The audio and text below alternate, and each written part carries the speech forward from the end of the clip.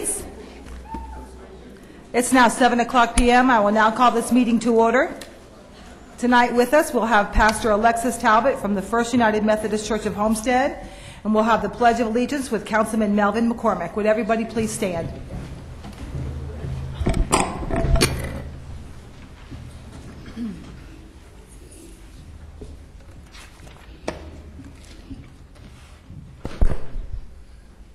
Let us pray.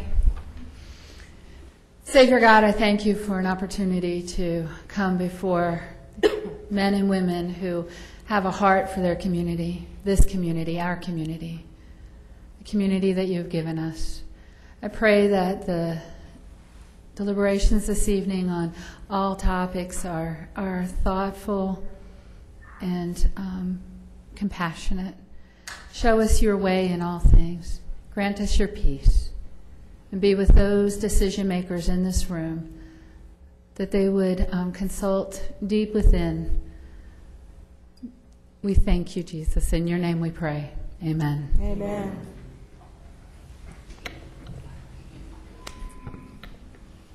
Please join me as we pledge our nation's flag.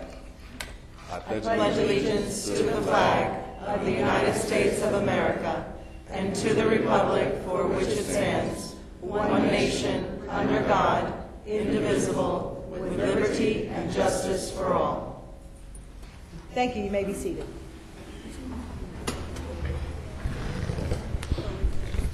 Tim, do you know who Dr. Green is? Do you see him in the audience? Roll call, Madam Clerk. Mayor Bell? Here. Vice Mayor Burgess? Here. Councilwoman Lobos? Here. Councilman McCormick? Here. Councilman Nelson? Here. Councilwoman Sierra? Here. Councilwoman Waldman? Councilwoman Waldman is ill tonight. I think she's having some kind of a procedure, so Godspeed for Judy Waldman. Thank you. Additions, deletions, deferrals? Madam Mayor, you already have on your sheet the deferral of the general employees' retirement item for further study by staff. Thank you very much. Our first presentation is Officer of the Month presentation, Officer Kenneth Hubbard with Councilman Nelson.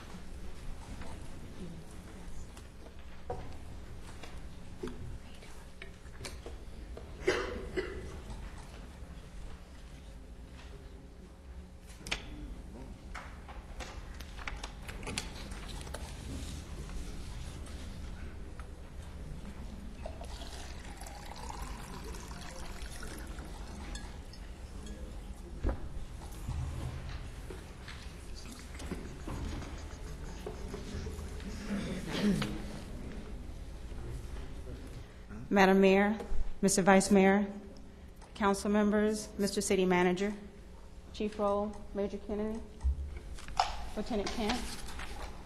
Good evening, everyone.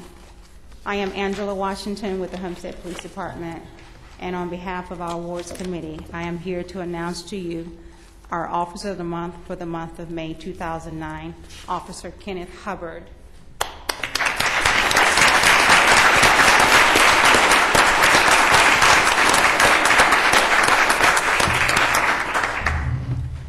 Officer Hubbard has been a part of our police family for almost six years.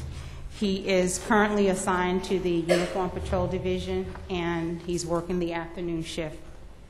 Today, we recognize him for his statistical productivity in the month of May. For example, he had 11 arrests, 11 felonies, 6 misdemeanors. However, his greatest triumph was taking 4 firearms off of our streets, including an AK-47 assault rifle.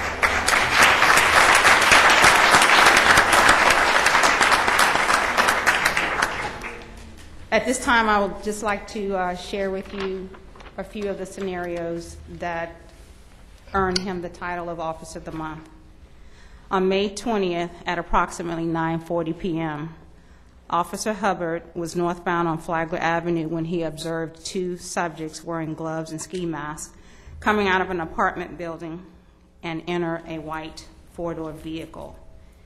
He immediately began to follow the vehicle. Seconds later, dispatch was advising of a robbery which had just occurred at the same location he observed the subjects, where he had first observed the subjects. Officer Hubbard requested backup units to assist him in initiating a felony stop. The stop was conducted, and all three subjects were detained without incident. The victim identified the subjects and the vehicle. A search incident to arrest revealed the ski mask, two semi-automatic handguns, and the victim's property. The subjects were arrested and charged accordingly.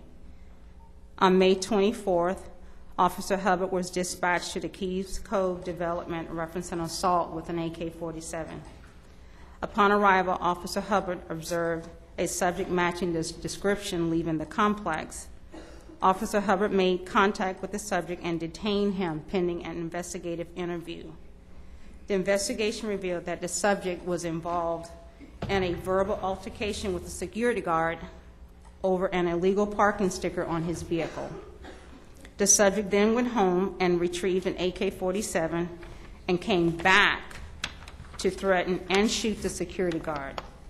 The subject returned home to put away the AK-47 because he knew the Homestead Police Department was on their way.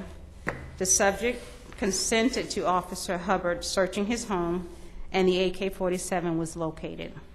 The subject, who was also a convicted felon, was arrested and charged accordingly. On May 26, Officer Hubbard responded to a call referencing a subject threatening to shoot and kill the victim over a Sony PlayStation. The subject had reason to believe that the victim's girlfriend had broken into his residence and stole his property. Officer Hubbard and backup units arrived and located the subjects, who were still driving around in the area.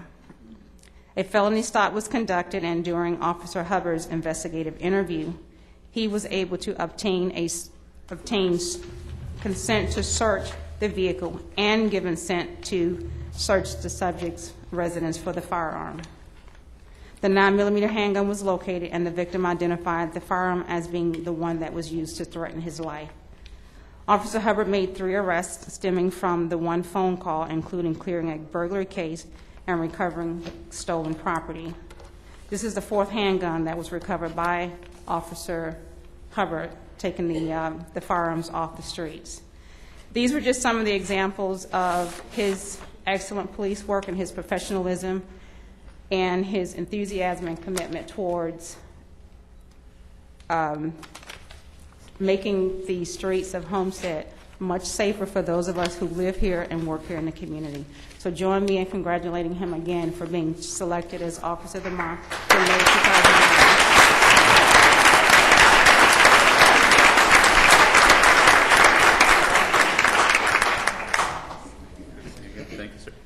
On behalf of the Mayor and Council, I have a plaque presented to you, Officer Kenneth Hubbard, for being selected Officer of the Month, May 2009. Thank you, sir. Go ahead, Paul. You did a heck of a job. I mean, anytime we get 4 guns off our streets, that's always good news. On behalf of the local business community, we have a little prize package here for you. And the awards are Awards Incorporated donated the plaque. The city attorneys, Weiss, Sirota, Helfman, donated $100. First National Bank of South Florida, $50 savings bond.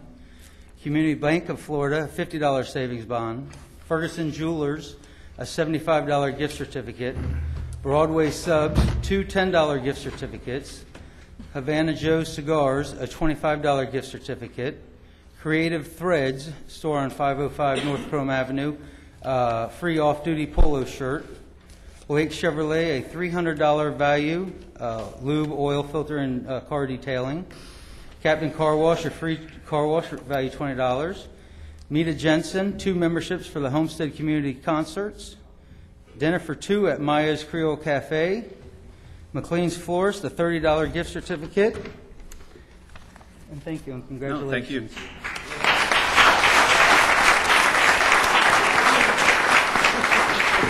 Thank you, everybody. Mayor Bell and council members and Chief Roll, Major Kennedy, who taught me everything I know about law enforcement. Thanks, sir. Chief Sergeant Rome, my afternoon supervisor, sergeant that day. Without the men and women of the afternoon shift, I wouldn't have been able to even catch one of these guys. They were there to help me apprehend all of these guys and get these guns off the street. So thank you, Captain Washington. Thank you. And Lieutenant Kent. Thank you again. And thank you, everybody. Appreciate it.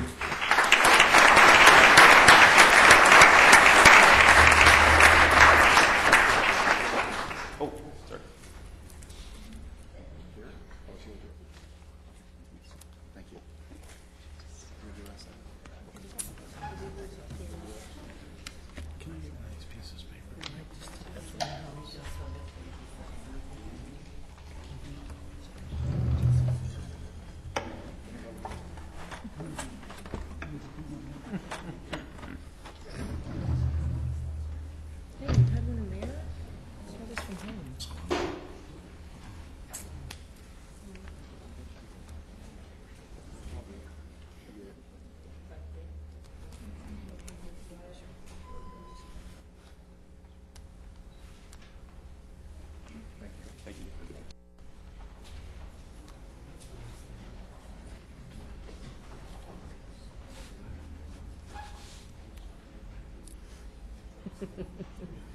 We just went through that door.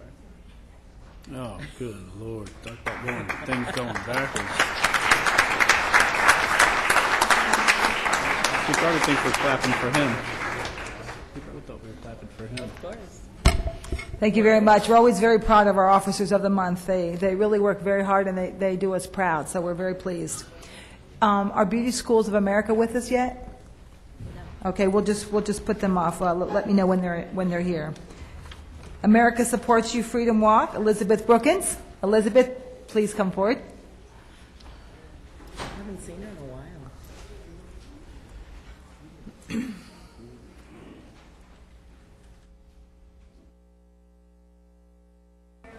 Council members and our Homestead community.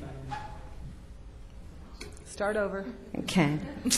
Good evening, Mayor Bell, council members, and our Homestead community. My name is Elizabeth Brookins. I am a life member of the Ladies Auxiliary VFW Post 4127. And this is Kim Stahl, our incoming Madam President, and along with some other Ladies Auxiliary members from the Post 4127. We have come tonight to talk about our third annual Freedom Walk. The VFW Post 4127, the Ladies Auxiliary, along with the City of Homestead, would like to invite you and anyone who is interested in being a part of our Freedom Walk. The walk is in memory of the tragic events that happened 8 years ago on September 11th. To our loved ones who were perished in the Twin Towers and at the Pentagon. It is also in support of all the service members that are serving us to protect our freedom and who have served. And to our service members that lost their lives. It is to remember the families of all the men and women and our children who are not here today, and to our young people that will serve and protect our country as time goes on. It is to remember all of our firefighters, our rescuers, our police officers, and yes, our K-9 unit teams, our daily unsung heroes that protect us here at home each day. We walk to remember and reflect on the tragic day 8 years ago that took so much from us.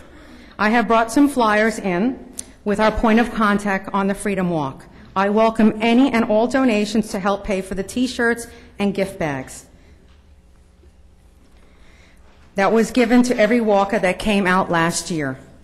This is last year's T-shirt Kim is holding up, and it's displayed with our sponsors' logos that were worn proudly on that day and throughout this year.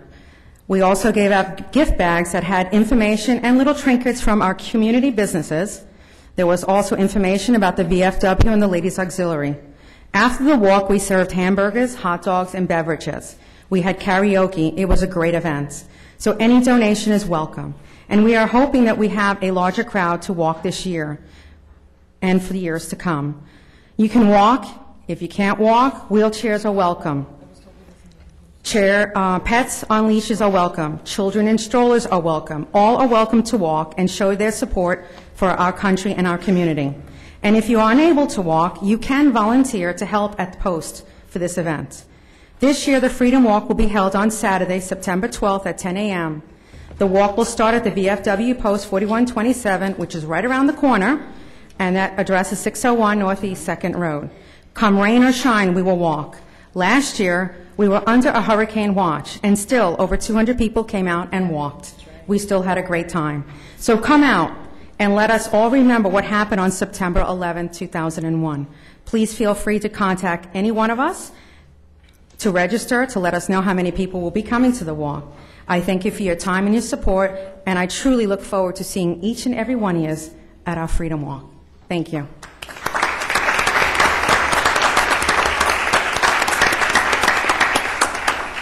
Elizabeth, thank you so much for what you do, and I know this is the third year, and the first year it was a nice crowd. Last year it was a huge crowd, and it's going to be even bigger this year. We're very excited about that. And 2 years ago when we did the walk for the first time, this was a sight. I had blown out my ankle 2 years ago, and I was in a cam walker. Elizabeth had a problem, she was in a cam walker. Brett had a problem, and he was in a cam walker. So the three of us are walking down the street with the cam walker, and I think they thought it was the fad of the season. And but we did it nonetheless, and last year, and we're going to do it again this year. So I look forward to seeing every one of you out there for the 9/11 Freedom Walk. You've got our support, Elizabeth. Yeah, the flyers, why don't you leave them in the back so people can take the flyers as they leave and set them on that back table. Elizabeth, thank you, and Brett, thank you for everything that you guys do. Thank you. Thank you.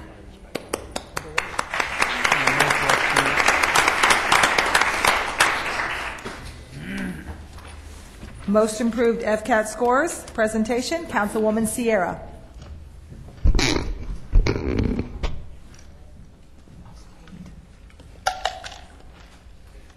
Good evening, everyone. Many of you may have read some of the articles that have been written in the papers about how our schools within the city of Homestead and Florida City did great gains in their FCAT scores this year. Of the 22 schools that the Education Committee for the city of Homestead watches, 20 of them actually either improved their grades or improved somewhere along the lines in their scores.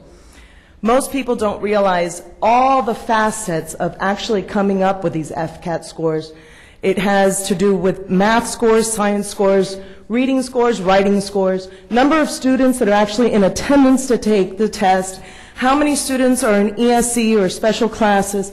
There's so many different facets that it really is very intricate in coming out with these scores. Of the 22 schools, 9 schools actually improved.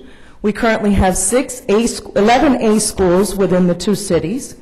From 6 failing schools that we had 2 years ago, we only have 1 failing school, and we're going to be working really hard with them this year. Of the rest, 9 of them went up, 11 remained the same, but improved in some category. And again, as I repeated, 2 of them were the only ones that actually went down. Of the ones that remained the same, 11 of them, 4 of them were A schools, and they remained A schools, but did gains in different areas. Today I have the honor of actually bringing up, I hope all 6 of the schools that were supposed to be here are here this evening. Let me get the certificates.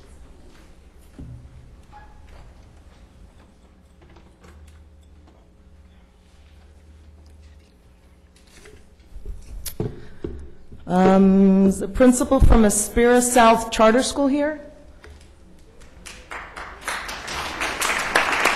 Aspira? Aspira went from a B school to an A school. They also met or exceeded meeting standards in math, science, and made learning gains in math as well.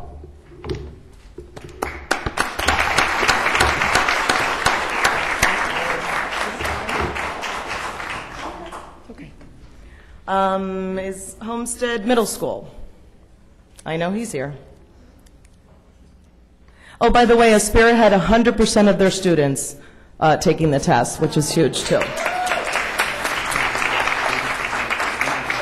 Homestead Middle School went from a B to a B, but they made gains in learning gains in reading, and they also made learning gains in math, which is very important, and they had 99% of their students actually taking the test.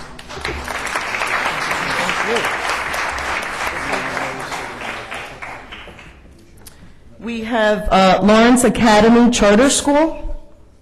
Are they here?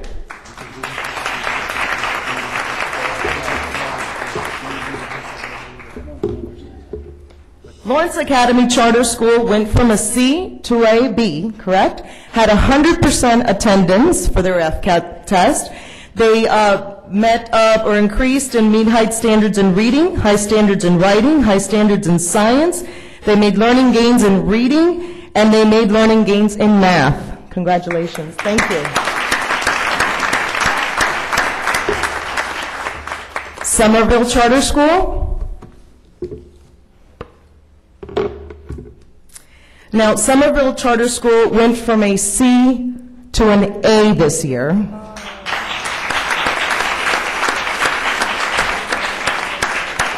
They had 100% of their students taking the test. They did meeting high standards in reading, high standards in math, high standards in writing, high standards in science, learning gains in math, and in reading as well. Congratulations. Thank you. And last but not least for today, we have the charter school at Waterstone.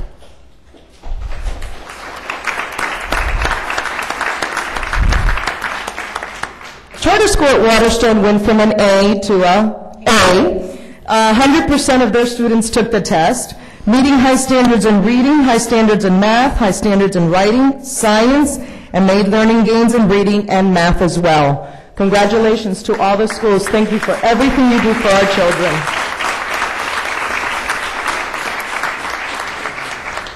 The other schools will be invited to come to the August meeting. We figured if we split it, we could have more representation at our meeting and really have an opportunity to celebrate the great victory that our schools are doing here in the city.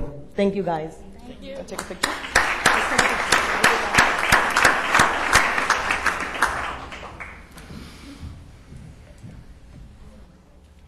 Invite them up.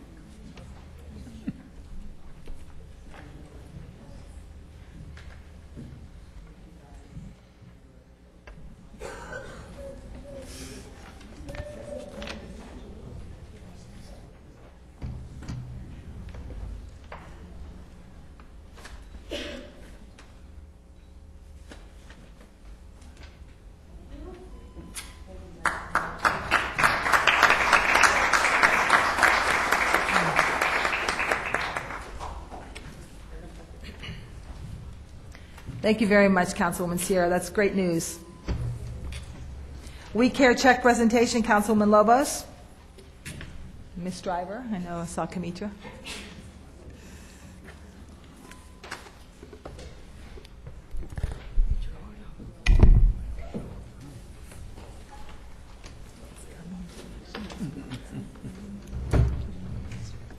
Thank you, Mayor. Good evening. And Ms. Kamitra Driver, if you can come up, the Director for We Care. Mayor and Council and members of the audience, tonight we're going to present a check to We Care for $20,000. And this program serves to help customers within the City of Homestead utilities that cannot afford to pay the utility. This is a one-time a year. The cameraman is signaling for you to come in. Customers are able to receive this help only once per year. And last year I presented the check and talked a little bit about how 100% of the amount goes to help the customers. None of it is given to We Care for administrative costs. So this entire amount comes back to the city through the utility payments that customers make with the voucher. But this year I asked a little bit more of statistics so that I can share with you what this program actually does in the City of Homestead, and to tell you also, Mayor, Council members, and City Manager, that when I requested the information from We Care, not only did they provide the numbers, but they also voluntarily gave us their audited financial statements for 2008, which is actually... In the agreement, it stated that we have the authority to request it, but this year they just voluntarily gave it. For fiscal year 2008, we did give them a check for $20,000. They actually served 117 families. Out of that, 112 were first-time customers. For the first time, they received this voucher assistance. The average voucher amount per client is $170.13. The maximum voucher amount per client is $200. And like I said, that was from the $20,000 that the city gave. And these vouchers are distributed through the following organizations: Calata, Mujer, Project SOS, and the Haitian Organization of Women. Mr. Driver, thank you so much for providing this information. As you know, the council has, throughout the past 2 years, always expressed that there's got to be transparency in how we use the taxpayers' money, and this just shows that you're using it very wisely. And I hope, Mr. Manager, that we continue to support this program. Thank you.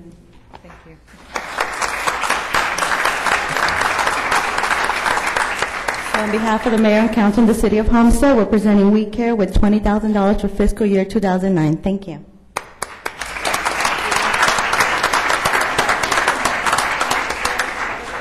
Councilwoman, does Ms. Driver want to say anything? Kamitra, you have anything? After they get a picture.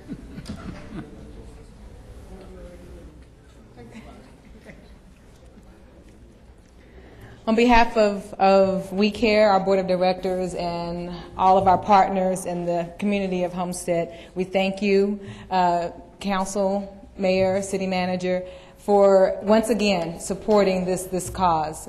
We are delighted to be the recipient on behalf of the community and to at least provide some semblance of help to our programs, to our residents in Homestead. This year, well, in the past year, we've seen an increase of about 30% of individuals coming into our office that are filing unemployment claims for the first time, that are filing food stamps for the first time. And that actually started in January. So we all know what the economic condition is, in not just in our community, but in our nation right now. So every little bit that we can do to help our community is much needed and much appreciated. So thank you very much. Thank you. And Kamitra, thank you for providing us the statement. Well, go ahead, yeah.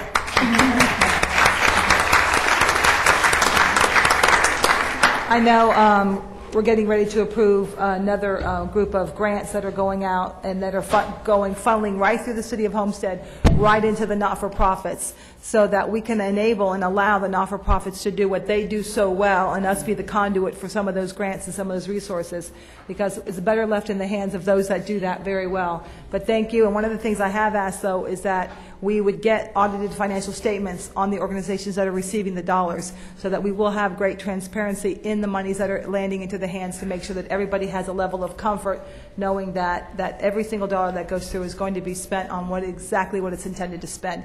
Kamitra, thank you so much for facilitating that, and we look forward to working with you again. Councilman Lobos, thank you for your great work.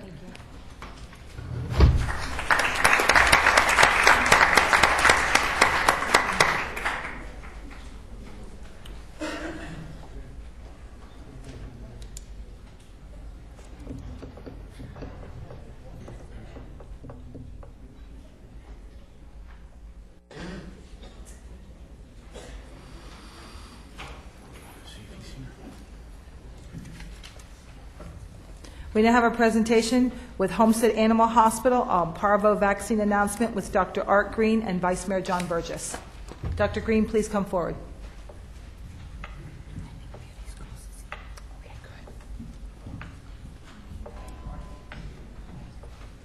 I've been asked to fill in for Councilwoman Waldman, who is out tonight having a procedure. And Homestead's great friend, Dr. Art Green, is here tonight, and he's going to be offering a free parvo vaccination for dogs, I guess it is. I'm not up to date on this, but and to the community. I mean, my wife's probably going to kill me because she's a dog lover and goes out and volunteers for them all the time. But I've not heard of this. So if you could please fill us in, I certainly Absolutely. appreciate it. Thank you. Mayor Bell, councilmen and women, city attorney, thank you for having me down here. I won't take a lot of your time. Recently, a client of ours gave us a very nice donation and asked us to use it in any which way we would like to. As a result, right now there's a parvo epidemic going on in South Miami and actually nationwide. And what we're going to do is have a vaccination clinic on this Sunday. Sorry for the late notice. It'll be running between 10 and 2. We're also going to vaccinate cats. We've invited our churches, local communities, other veterinarians in the area to participate, and we hope to get a lot of people down here. It's a really serious issue going on, and we really need to address it. We've seen a lot of deaths. There's new strains out there right now, so we hope we can affect the change in our area. Because of all the strays, a lot of animals are just deposited in our area. It's just something that's really going on in an overwhelming way. We're also going to vaccinate cats for general vaccinations, and we're going to ask that people bring no more than 2 pets at a time. We're going to have adoption groups down there. We're going to try and raise money for them. We're going to sell some sodas and hot dogs and so forth. So if we can get some dogs and cats adopted, that would be great too. So please join us. Thank you very much for that. Okay. I hope everybody's hearing, listening. A lot of people watch this on television, so I hope you have a great crowd. Thank you very much for what Thank you do. I got some brochures if I can leave them in the back. Perfect. Okay. Thank you all. I want to thank Dr. Green not only for this help in the community, but all the canine work that he does for the police force here in the city with him and his facility over there. So thank you very much. Thank you. It's our pleasure. Yes, sir. Thank you. Good night. I believe we have Beauty Schools of America with us now. I would like to present a community introduction of Beauty Schools of America. Please come forward. And welcome. Mayor, could I take one? I wasn't I'm aware so that sorry. there was a certificate of recognition for Dr. Green. Okay. And if I could just give that to him and say thank you again. Certainly. Thank you. Thank you very much.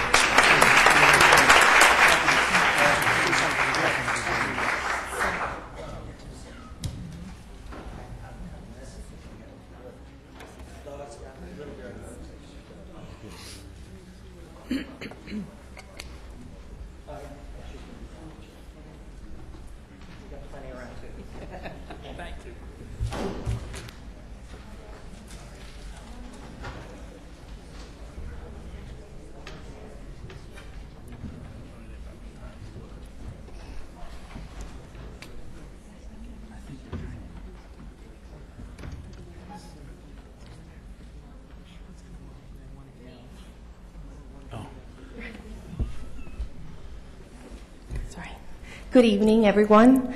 On behalf of Beauty Schools of America, our campus director, and our students, we would like to thank the mayor for inviting us here today. We're very proud of our students. We're honored to be in Homestead. I am a Homestead resident myself, and these are future business owners in Homestead as well.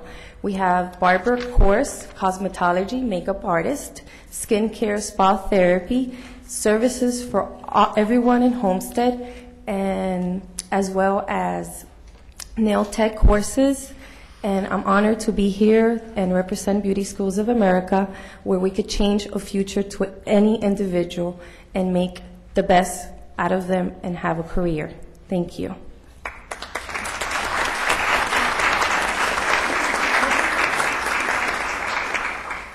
I thank you, everybody, to be here. I appreciate that you invite us to come here. I'm really happy to be in the school. It's a really good event. You know a couple of different things, and the best thing is you have customer service. That's really, really good to everybody. So thank you very much.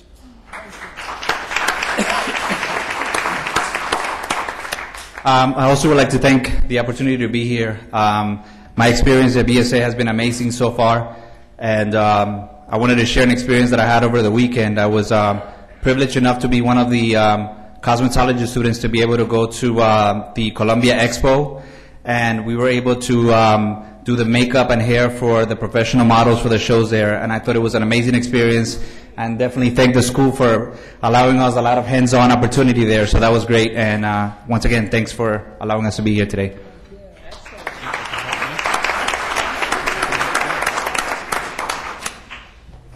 I'm grateful to be here. I'm one of the barbers students at Beauty Schools of America. I'm learning a lot. I'm learning how to be an entrepreneur and how to own my own business. And I'm learning more than just cutting hair. I'm learning how to do women's hair and nails and everything. And it's a good thing.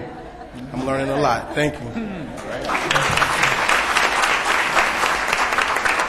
Hi, I'm thankful to be here. I go to Beauty School of America. I'm learning how to do hair, how to do nails, how to do makeup and skincare because I'm a full specialist. So I'm learning everything, not just how to do hair.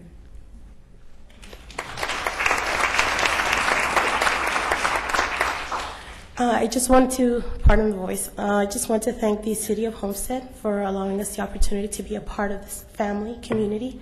And I just want to extend an invitation to everybody, residents here, to have services done at the school. It gives an excellent opportunity for our students to be able to demonstrate their skills and their talents. So I do extend that invitation to everyone. Thank you. Thank you for being here with us tonight. Thank you very much. I hear a lot of really good things about Beauty Schools of America. You have a lot of cheerleaders in the community. Thank you. We're happy to be here.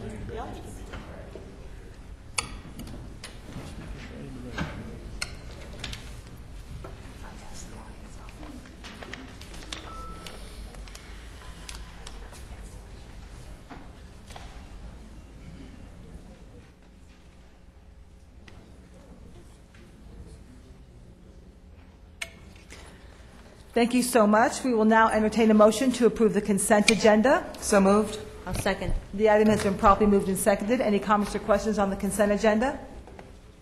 All in favor say aye. Aye. Any opposed? The ayes carry. Thank you very much. Public hearings? Good evening, everybody.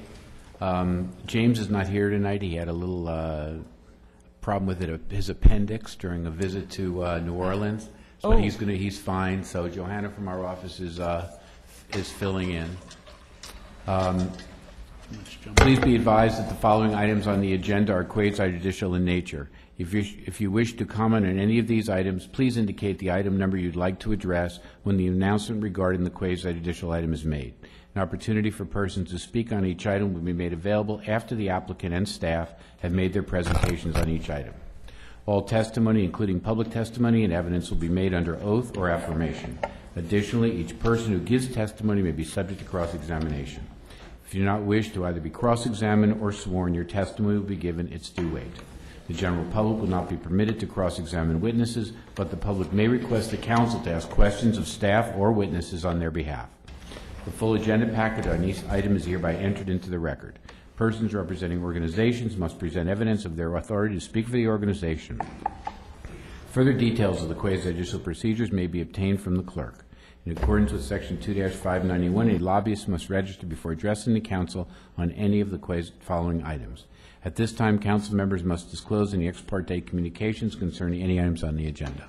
Mr. Weiss, I've had item C and item D. I've had conversations with both of the applicants. Thank you. Any further? Mr. Manager, I've had conversations with the applicant on D. Okay, thank you. Anything further? At this time, the clerk will swear in any persons who wish to testify in any quasi-judicial item. Please stand and raise your right hand. I state your name. Hereby swear or affirm that the information I present shall be the truth and nothing but the truth. So help me God. Thank you. Mr. Manager? Mayor, may I just say, I am almost sure James is watching us now from his hospital bed. we do miss you, James, and we wish you quick recovery. Yes, we do. But he's fine, you said. He's fine. He is fine. Okay, very good. Thank you. Tough him up a bit. The following item, item 6A, is a resolution of the City of Homestead, Florida, granting site plan approval for an Eastgate Business Park consisting of 196,226 square feet of office and warehouse on approximately 14.71 acres of land located at the southwest corner of Park of Commerce Boulevard, Southwest 336th Street, and Southwest 142nd Avenue within the Homestead Park of Commerce, as legally described in Exhibit A, and providing for an effective date. I'll now entertain a motion for approval. Second. The item has been properly moved and seconded. Are there any comments or questions for staff or for the applicant from members of council? I just have a quick comment, Mayor. Vice Mayor? I just wanted to thank both the air base and the developer. It seems like everybody's on the same page out there, and that makes things a lot easier for us up here and the city as a whole. And when people are working together out there to save and make all one good thing, it's a good thing for everybody in the city. And I just want to thank both of them, because I know there were a lot of changes that went on before this came before us this evening. So thank you to both Colonel McCauley and his staff and the developer and his staff. Thank you, Vice Mayor. Councilwoman Lobos? Thank you, Mayor Bell. And just to further expand on what the Vice Mayor has said, I too noticed that there was some discussion between the applicant and the base, and there was an agreement that they would go from being 2 stories to 1 story, and that was to accommodate some of the concerns that the base had. So I do appreciate that from the applicant. I do see that Planning and Zoning voted for this and passed it 7-0, so I will be supporting this tonight. Thank you very much. This is a public hearing. We will now open the public hearing. Would the applicant like to speak to this issue, or would any member of the audience like to comment or any comments or questions on this item? Colonel McCauley.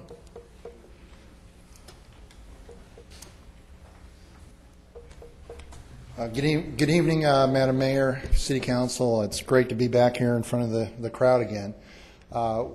Once again, as you mentioned earlier, we've had a great partnership with the Eastgate Commerce Park. For those of you in the public, the base is always concerned about our public safety responsibilities as we fly aircraft around the Homestead area.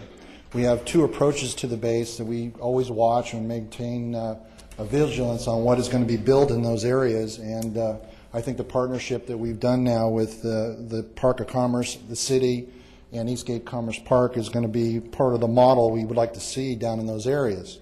And again, for those of you who are not familiar with this, we have 2 products called the Joint Use Land Study and the ACUs, which is the documentation used to determine what can be built in what we call approach areas or accident potential zones up into our runways on the base. This project, as we worked in partnership with the owners, met the intent, or close to the intent, of the ACUs, or the recommendations of what can be built in those areas or approaches as aircraft come to our base. During that time, we worked very closely with them. We also worked with the city and the zoning department. And I have a letter that I would like to put in the record that was given to the zoning department, which Mr. Ventura put together. And I'd like to ask Mr. Ventura to comment a couple of words on the letter. Larry? Mayor, Council, thank you very much. As the Colonel said, we've been working very hard. Can we have your name and address for the record? I'm sorry. Lawrence Ventura, Jr., Homestead Air Reserve Base. Thank you. As you know, the city and the base have been working, as everyone has said, for quite some time to find a way to have compatible land usage within the Park of Commerce. And we believe that the Eastgate development has, in fact, finally allowed us to come together as our first success in that endeavor and being able to have compatible land usage. The letter that Colonel McCauley gave you, I won't reread because that was already read to the Planning and Zoning. I'm sure you've all read it. I simply wanted to bring up a few technical points. And that was a couple things out of the letter that our analysis, which took quite some time, and there was a lot of go back and forth between us and a lot of accommodations made, finally revealed that the potential number of people allowed to be working and congregating at the 5 buildings on a consistent and regular basis was consistent with the Air Force policy of low density use, which is of 50 people per acre or less. This was determined by using parking spaces as indicators. Additionally, they did, as they stated, reduce their buildings from 2 stories down to 1 story. Also, the compatibility with ACU's land use codes that are based on standard land use code manual was consistent with Air Force policy. And based on the available information, the building uses were not likely to be associated with dangerous materials or practices that posed a health or safety risk in relation to HARB's flight operations.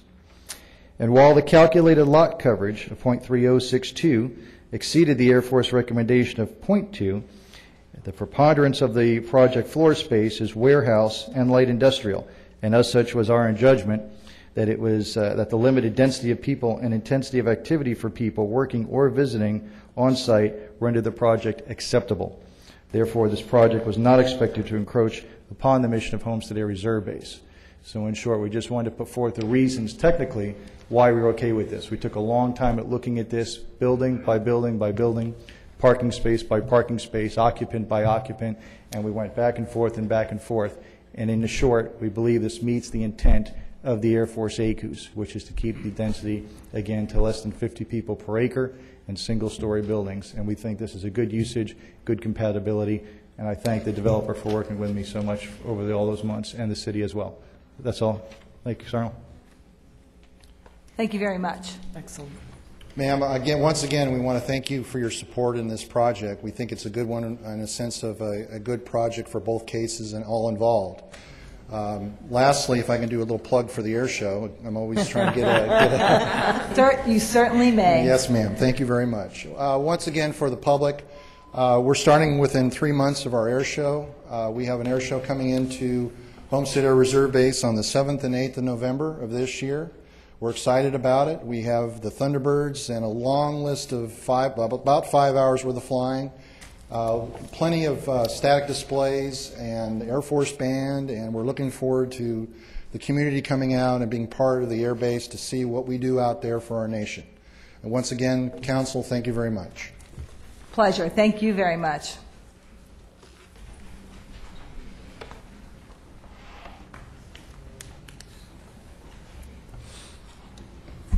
Good evening. My name is Edward Redlick, and I'm with the Commercial Companies in Miami, Florida. I just want to thank the Air Force Base and the city staff. When we purchased this property, the 14.71 acres, a couple years ago, I was born and raised in South Dade. It was always important for me to do more business in the community. When we designed this project, we knew we were going to be dealing with the Air Force Base and the approval process. And we went in with the temperament and the understanding that we wanted to be good citizens, we wanted to be good neighbors, because this is, to my understanding, one of the first speculative projects in the Homestead Park of Commerce that's going to go vertical. And we wanted to go in there with the understanding to set a precedent that for the guys that have come in behind us, that this project had some rules and regulations to follow. We did work very closely with the Air Force and city staff. My apologies to them. I know I put them back and forth. That was really due to my inexperience, but they're very pleasant, and we look forward to getting this project underway as soon as possible. Thank you very much, Ed. Thank you so much. Okay. Any further comments from the public? This is a public hearing.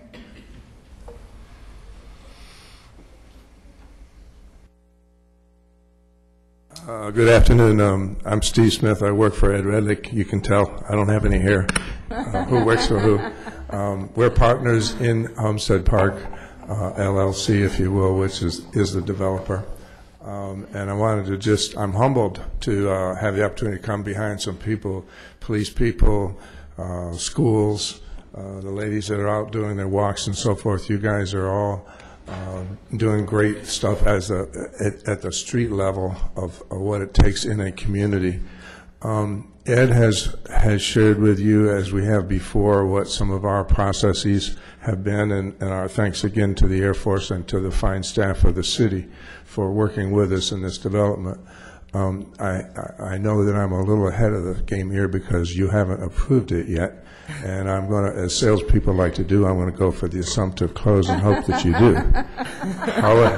However, in fairness, I also want to implore the council and the mayor and your staff and people that may be in the community from any walks. We're entering we're not entering. We've been in, and we are in a very tough economic time. And when I first proposed this project, or actually we originally proposed to do the entire park, it was about 8 years ago. And at that time, I projected to the then council that this would be a 15-year project if we were lucky, probably as long as 20 years.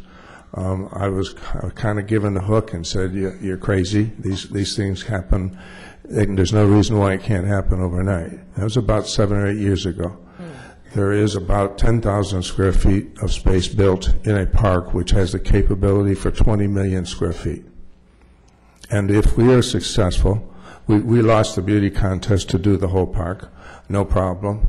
But if we're successful, our contribution will be relatively small. It'll be a little less than 200,000 square feet, maybe 10% of the potential of the park. But I think that we're amongst the first people to actually step to the plate. And we've acquired the 14 acres from one of the original folks that owned some of the land, and we fully support our competitors on the rest. But my message is, we need your help. We all need your help, because I think that this park, as I did 8 years ago, I think that this park has the potential and, in fact, the very real mission statement of being the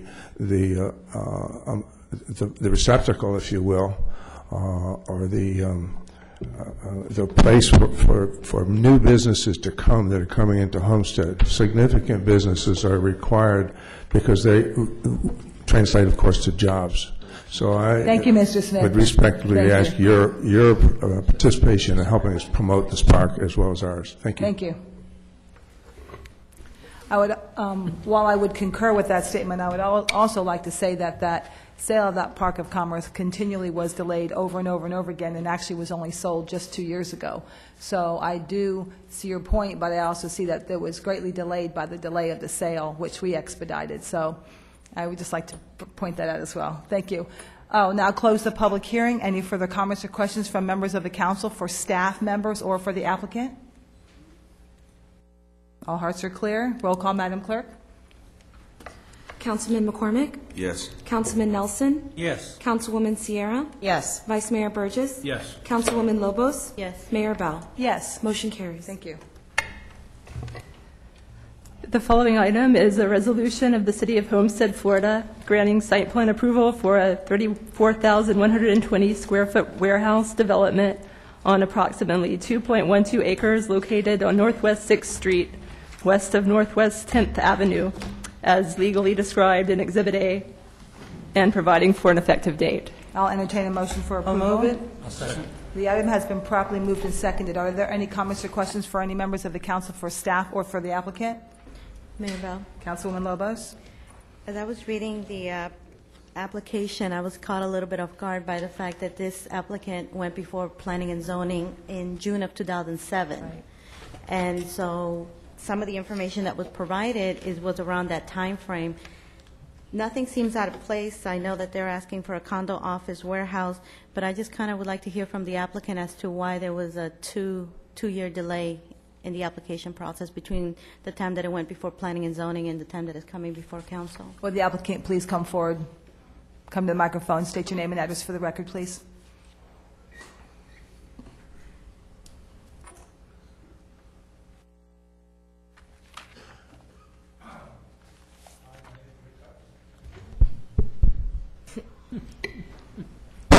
Whoa. Sorry about that. My name is Ricardo Ordonez. I'm one of the owners and developer of the project. This is for the mayor, the vice mayor, and the council and the residents of Homestead. To answer your question, ignorance. I was used to, most of my development work in this type of projects is with Miami-Dade. And I was used to their procedures on, doing new projects in the area. And when I first came to Homestead, at that time we built some projects in this particular type of construction, which is called tilt-up construction, in the area. Right, people don't know where that cement plant is. I built on a 24,000 square feet tilt-up for some owners on the property, and then we added some more tilt-up for another owner that does cabinets, IP. I don't know what the name of the company is. It's been a while back. And at that time, I saw it was very interesting to go ahead and look for acreage to do in Homestead, because I saw in the future, or I saw a future in Homestead because there was very little warehousing around. And when I started the process, I think at that time, Homestead was overwhelmed with new construction and housing, and of course the warehousing fell into that area. Construction and housing was so fast and so ahead of your utilities that you had to get a handle on it. You implemented certain procedures at that time, and I got caught with it. Prior to that, if you wanted to get a building permit for this area, you could probably do it within 3 or 4 months. When you implemented the new procedures, the studies for traffic, zoning requirements, things of that nature, by the time we started our plans, and we tried to meet all the requirements and try to, get everything you needed, it took that long. It took 3 years, because I started this in 2006. And actually, when I went to that first meeting, and I thought it was the last meeting, I thought that was it. And it wasn't. I'm here today. Unfortunately, times are bad. I want to finish the process because I do feel I can continue with it. Now, after this is hopefully approved, I'm going to have to go to another hard section, which is the banking system, and see what happens there. And I don't think I can start in the next 4 or 5 or 6 months, but I'm going to try as soon as I get a banking okay to proceed. You need the warehousing in the area. There's very little, especially tilt-up construction. It's the type of construction that's solid concrete. It's great for fire rating. And I think the community needs it because everything else around the area is very, very old. And that was the idea. I expect to make money, and I expect Homestead to make money. Thank you very much for your honest answer. Thank you. All right, thank you. Mr. Manager. Yes, sir. Mayor, council members, please allow me to talk about this. I'm not really very familiar with this particular application, but what I hear there is just, city practically was busy with housing, so they put other things on the side. I can assure you this is not true information. When we were working on the development, we had every single planning firm in Dade County working with the city of Homestead. I gave a promise to developers, tell me what's your bottom line, I will meet it. They say time, and I said, you pay for it. They said they will. That's when we came up with the cost recovery ordinance. And all these houses, 10,000 homes were built. There was never a delay. The gentleman said ignorance in the beginning. No, my ignorance, not yours. I know, I understand, but if you did not understand the process, that's not something. No, but I came here saying that I am at fault. She asked me a question. No, why it took long? But you talked about change of requirements and all that stuff. I know Sherry can go into details of this, and I'm not really. I just want to clarify it for the people who are waiting and watching and see how they do business in the city of Homestead. You come here, we process it fast. Initially you talk about Dade County. I'm not familiar with Dade County process, but I know it's a big government and it takes a long time. Here, one thing we pride ourselves in is we are very timely when it comes to issues. No, again, I didn't want to make you feel that it was Homestead's fault. It was my fault for not understanding the process. However, prior to that, the procedures for getting permits was a lot faster because you had very little construction going on. I think you were overwhelmed because you were building many thousands of homes and the utilities, and then I saw the different procedures that are applicable right now in Dade County. They have those procedures, and I wasn't accustomed to it, so I thought I was going to come in here, design the building, and the process would be faster. It wasn't, not because of Homestead's fault, because my lack of understanding. So that, I hope to answer their question. Thank you. That answers it. Thank you so much. Thank you. Ms. Kamali? Yes, I would like to add, this application came before us in 2007. It has 2007 number. As of June of 2007, that project has met all the requirements of concurrency. When it goes to P&Z, it's completely complied with everything. Between P&Z and council, the only thing we require for the applicant to revise the plans and bring what is requested at the P&Z. My understanding was that, we do every other month, we send applicant reminder emails that your applicant is outstanding, your application is outstanding, please respond or we are going to close the file. As of even today, my understanding was the applicant had health issue, and that was one of the reasons they didn't come to us for the last couple of years. And we do have document. I have the file. I'd be glad to provide the council and the mayor and vice mayor with the emails that we send on regular basis to the applicant that we are waiting for their application to come to us. So it's been basically ready to go since 2007? Yes. Thank you. Thank you very much. Any further comments from the public? Any further comments from members of the council? I'm now closing the public hearing. Roll call, Madam Clerk. Councilman Nelson? Yes. Councilwoman Sierra? Yes. Vice Mayor Burgess? Yes. Councilwoman Lobos? Yes. Councilman McCormick? Yes. Mayor Bell? Yes. Motion carries. Congratulations. Good luck. Next item. The following item is a resolution of the City of Homestead, Florida, approving a special exception requested by Dade Medical College, Inc., to permit school use within the Restricted Retail Commercial District, B1, located at 377 through 381 North Chrome Avenue, as legally described in Exhibit A, and providing for an effective date. I'll entertain a motion for I'll move approval. Second it. The item has been properly moved and seconded. Are there any comments or questions from members of council, for staff, or the applicant? I have one question, Mayor. Councilwoman Sierra. Where it talks about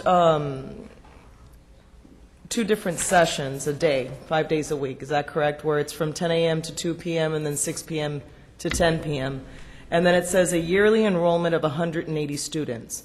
Is that total for both sessions, or it's 180 per session? No, ma'am, it's 90 per session. Okay, thank you very much. Mayor Bell. Councilwoman Lobos.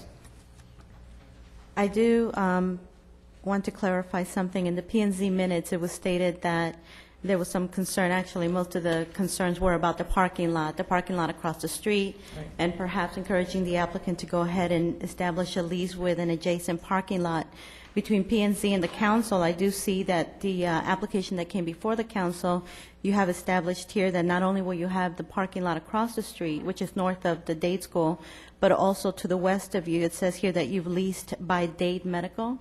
If you can explain that, please, so that, and I'm assuming that that was in response to the concerns that were addressed at P&Z? Yes, it was.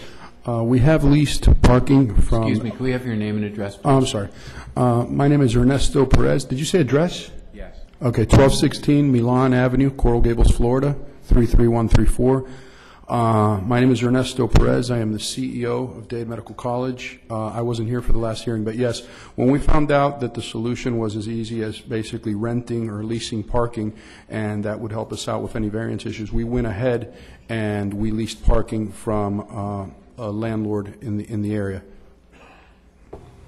Mayor Bell, I do have another question. Councilwoman Lobos. Thank you. And this is just to understand what the parking lot north of the building is going to be like. I know, Ms. Kamali, you're going to tell me that that's not part of the application, but I'm going to ask anyway. The parking lot, are you planning any improvements on that existing parking lot to make it? And the reason why I'm asking is because across the street or across the way at Miami-Dade College, their parking lot, they actually had to secure it to make sure that only students, and that when students got there, that the parking lots would be available for them. And the second part to my question is because I see that your sessions are 5 days a week and from 10 to 2 and then from 6 to 10, and I'm thinking that perhaps on the weekend some of the residents can use the parking lot since you don't have anything going on the weekend to perhaps participate in some of the downtown activities. So I wanted to know how secure the parking lot was going to be. Well, first and foremost, what I'd like to say is when Dade Medical College enters a community, we come in hoping to improve it and be a part of it. And we are more than happy to contribute as far as any of the events, for example, that the young ladies are having here, the Freedom Walk or anything like that. So as far as on the weekends, the parking, we don't use it. We're pretty much 9 to 10 is our operating hours, Monday through Friday.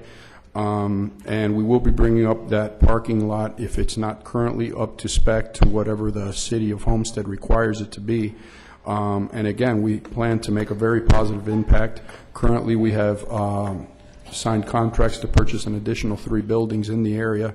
And again, we want to contribute to the revitalization of the downtown Homestead area. We want to help the vendors and the merchants there succeed, which I believe is part of the vision and the mission statement, not only of Mayor Bell, but of the sitting council. One more. Mayor Bell, thank you. Just one more. I just have a comment.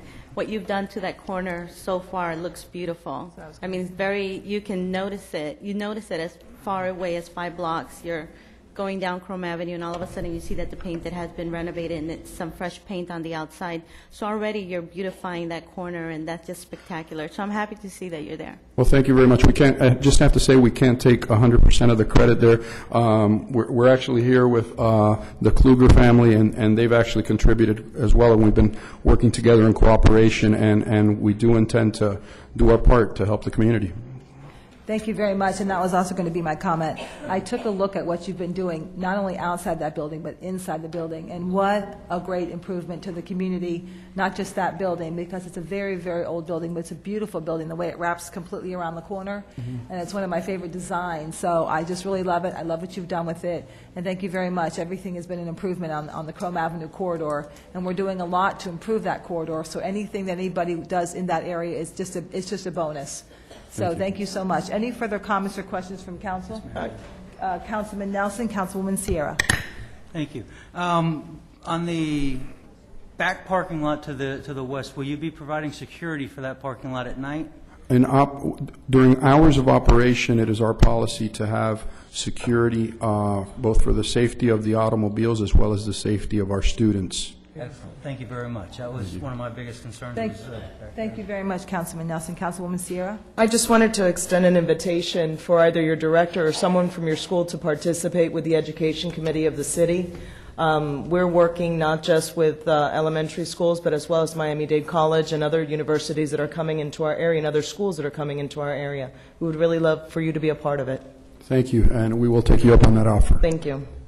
Thank you very much. Any other questions from members of council?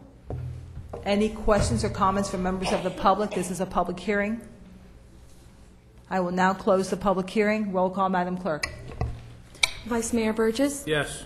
Councilwoman Lobos? Yes. Councilman McCormick? Yes. Councilwoman Sierra? Yes. Councilman Nelson? Yes. Mayor Bell? Yes. Motion carries. Thank you. Thank you very much. Pleasure. Next item. The following item is a resolution of the City of Homestead, Florida, approving a special exception requested by Mavericks in Education to permit a school use within the Restricted Retail Commercial District, B1, located at 698 North Homestead Boulevard, as legally described in Exhibit A, and providing for an effective date. Move it. So moved. Second. The item has been properly moved and seconded. Are there any comments or questions from members of the council for staff or for the applicant? Yes, Mayor Bell. Councilwoman Lobos. From the P&Z minutes, it seems like the concern is the same with this school as it was with the previous applicant, the number of parking spaces that would be available for the students. Aside from that, I also wanted to point out, Mayor Bell, that what came to us from PNC was an approval of the special exception, but they also wanted it on the condition that an off-duty police officer be on the site to direct traffic during the various shifts. Has there been any development since the PNC that you would like to present with this application, Mayor Bell? That's the question that I would like to know. Thank you very much, Councilwoman. Would the applicant please speak to the issue? Yes. My name is Mark Timmig. I'm at 3120 Northeast 55th Court, Fort Lauderdale, Florida, 33308. I'm here as the president of Mavericks, and I want to say, first of all, compliments to the city manager, to the city council, the mayor, and vice mayor. It's been a wonderful process. You're terrific to work with. Everything was clear. Their concerns were clear. We immediately worked with an exceptional landlord, Mr. Hernandez. We have a lease, which was turned over to the building department today, that verifies that we have leased additional 30,000 square feet of parking right adjacent to the building, contiguous. We also have taken a step with Officer Patterson, who you probably all know. Officer Patterson is being provided free office space in our school, and will be officing directly in the school and working with our students and working with our staff. So we love the recommendations, and I got to tell you that this has been, a lot of people don't like to have to go through a process like this. We have made so many friends, and we have engaged so many wonderful people in this process, and I must tell you, Mayor, this is not the process in every other city. So I compliment you all for that. Let the record state we have been complimented. So we are attending immediately to your concerns as effectively as we can, and we hope that that meets with the council and the mayor's satisfaction. Thank you so much. Councilwoman Sierra. Yes, Mayor, thank you very much. On first meeting with Ms. Ken's tuning, our paths actually had crossed. We had both been employed at Keysgate Charter School at different times, so it was kind of interesting that our paths would cross again. I'm very excited to have an opportunity to offer the citizens of Homestead a charter high school at the caliber that Mavericks is. In reference to what Councilman Lobos was stating about the parking, I don't know if in the packet that they left on our desk, I appreciate the fact that you're keeping the traffic flow right off of US 1. That is huge, and I love the way that you put this in here for us. I'm so excited. I'm really excited to be a part of the entire process. And of course, Candace, I already extended to you the invitation to come to our education committee meetings because it's a great day in Homestead when we again have another choice for the citizens and for the children within our city. Thank you so much. Thank you very much, Councilwoman. And I hope the record reflects and the community knows that we do have a charter high school coming to Homestead. It's very exciting. I met with Candace early on and was very excited about it. It's just a different type of a high school, and it's exciting. And I love options, so that there are plenty of children to go around. There's plenty of different types of educational opportunities, and this is just yet one more option for our children. So thank you very much, Mark and Candace, both. You also have been a pleasure to work with. Thank you. Are there any other comments or questions from members of council?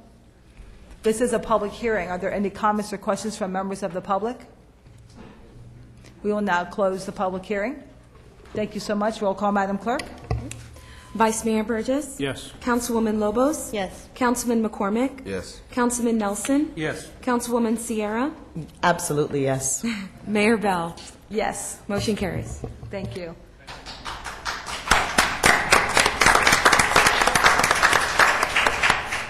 I also want to say that when we have schools, any type of school that comes into a community or an area that isn't the typical use for a school, we actually changed the ordinance to allow schools to go into commercial areas for instances such as this, but they are special use exception permits, so that's why they have to come before the council. But we are excited, but I will tell you that parking is always a challenge, and both of the applicants that were before us this evening, both of them worked very, very hard to accommodate. I read every planning and zoning minute. I met with both applicants, and both applicants worked overtime just to accommodate the parking requirements, even putting the students in shifts. And so we really appreciate that very much to make it an easy transition and an easy flow for both schools. And the way the parking is constructed behind and around, it's going to be just barely an impact on the roads. So we do appreciate your working with us as well as we appreciate working with you. Thank you very much. Next item. The following item is a final order of the City of Homestead, Florida, granting a certificate of use to allow the operation of a restaurant with on-premises sale and consumption of beer and wine located at 350 Northeast 4th Road, further granting a waiver of the location requirements for the sale of alcoholic beverages, as legally described in Exhibit A, and providing for an effective date. I'll move it. Second. The item has been properly moved and seconded, and everybody, this is the beer and wine license for the Big Cheese. And everyone's been asking about when is the Big Cheese opening, so that's what this is for. So the item has been properly moved and seconded. Are there any comments or questions from the council members, for staff, or for the applicant? Mayor Bell, if the applicant is here, when are they opening? Is the applicant present tonight? Because that's what everybody wants to know, is when are you opening? Ms. Kamali, when are they opening? My understanding is mid-August. Mid-August. Thank you very much. This is a public hearing. Are there any comments or questions from members of the public on this item? We will now close the public hearing. Any further comments or questions from members of the council? Roll call, Madam Clerk. Councilwoman Lobos? Yes. Councilman McCormick? Yes. Councilman Nelson? Yes. Councilwoman Sierra? Yes. Vice Mayor Burgess? Yes. Mayor Bell? Yes. Motion carries. Thank you very much. Thank you very much. Next item. The following item is first reading of an ordinance of the City of Homestead, Florida, considering the request of Redavo Estates Incorporated for a rezoning from Restricted Retail Commercial District B1 to Liberal Business District B3 for property located at 800 North Flagler Avenue as legally described in Exhibit A and providing for an effective date. I'll entertain a motion for approval. Move it. The item has been properly moved and seconded. Are there any comments or questions from council members for either staff or the applicant? I had a question for the applicant. Councilman Nelson for the applicant. Thank Please you. state your name and for the record, please. Hi, my name is Steve Capiello. I'm the president of Redavo Estates. My address is 633 North Chrome Avenue, Homestead, Florida. I'm trying to get the rezoning of this property. As we know, with the recession and everything, it's kind of hard to build a building with no tenant. I have a tenant that is a auto glass repair shop that is wishing to relocate there, and I believe it would be suitable because there won't be a lot of traffic for this location. I see it that it is consistent with the future land use going to B3. One of my concerns was during the P&Z minutes you stated that all of the work will be done in the 3 bays that you have there. There will be no work done outside the property, right? Well, first of all, I'm just the developer, but my understanding is that is correct. That's one of the things. Up off of some areas, you see it done on the side of the road, and it doesn't look as good as it should when we have some businesses in that area that try to keep it clean and neat. I was mainly concerned that it's done inside, but thank you for. Well, this business is located on 8th Street. Their business that is locating there, and they don't have any. I used to have an office next to them. They didn't have any vehicles being repaired out in the sun that I know of. Anyway. Great. Thank you. Thank you. Thank you, Councilman Nelson. Are there any further questions or from members of council for staff or the applicant? No, ma'am. This is a public hearing. Any member of the public that would like to speak to this issue, please come to the podium. We will now close the public hearing. Thank you very much. And Councilman Nelson, you satisfied my concerns as well, and I was reading that. And I have a question for Ms. Kamali. When we change the zoning to, and I know it's consistent with the future land use map, but when we go from a B1 to a B3 because it is a liberal business district, I know the intent is this glass shop. But what if this glass shop doesn't go there and then something else is under B3 that would not be palatable to this council? Are we now locked into the zoning, even though when we read this, I know zoning is separate from the actual, land use issue. I understand that, but once it's B3, it's B3. Yes. That's right. And it's going to come back to us with the site plan for your review. that's what that was my next question. But okay. once the zoning has been changed to B3, that's any use that would be listed under B3 would be allowed to go there. Right, and I wouldn't be very thrilled with every B3 use that would go there, especially because of where it is. So while I have no problem with the B3 for this at all, I'm very pleased that it would be. Can we proffer some type of? It is going to come back for site plan approval. Okay, You'll have some discretion there, but in terms of the rezoning, you're not able to condition a rezoning. I understand. This is a first reading, so I'll have a little another layer of comfort when it comes back with the site plan. Right. Thank you. Thank you very much. This is a public hearing. Any questions from members of the public on this item? Close the public hearing. Roll call, Madam Clerk. Councilman McCormick? Yes. Councilman Nelson? Yes. Councilwoman Sierra? Yes. Vice Mayor Burgess? Yes. Councilwoman Lobos? Yes. Mayor Bell? Yes. Motion carries. Thank you. Legislative matters.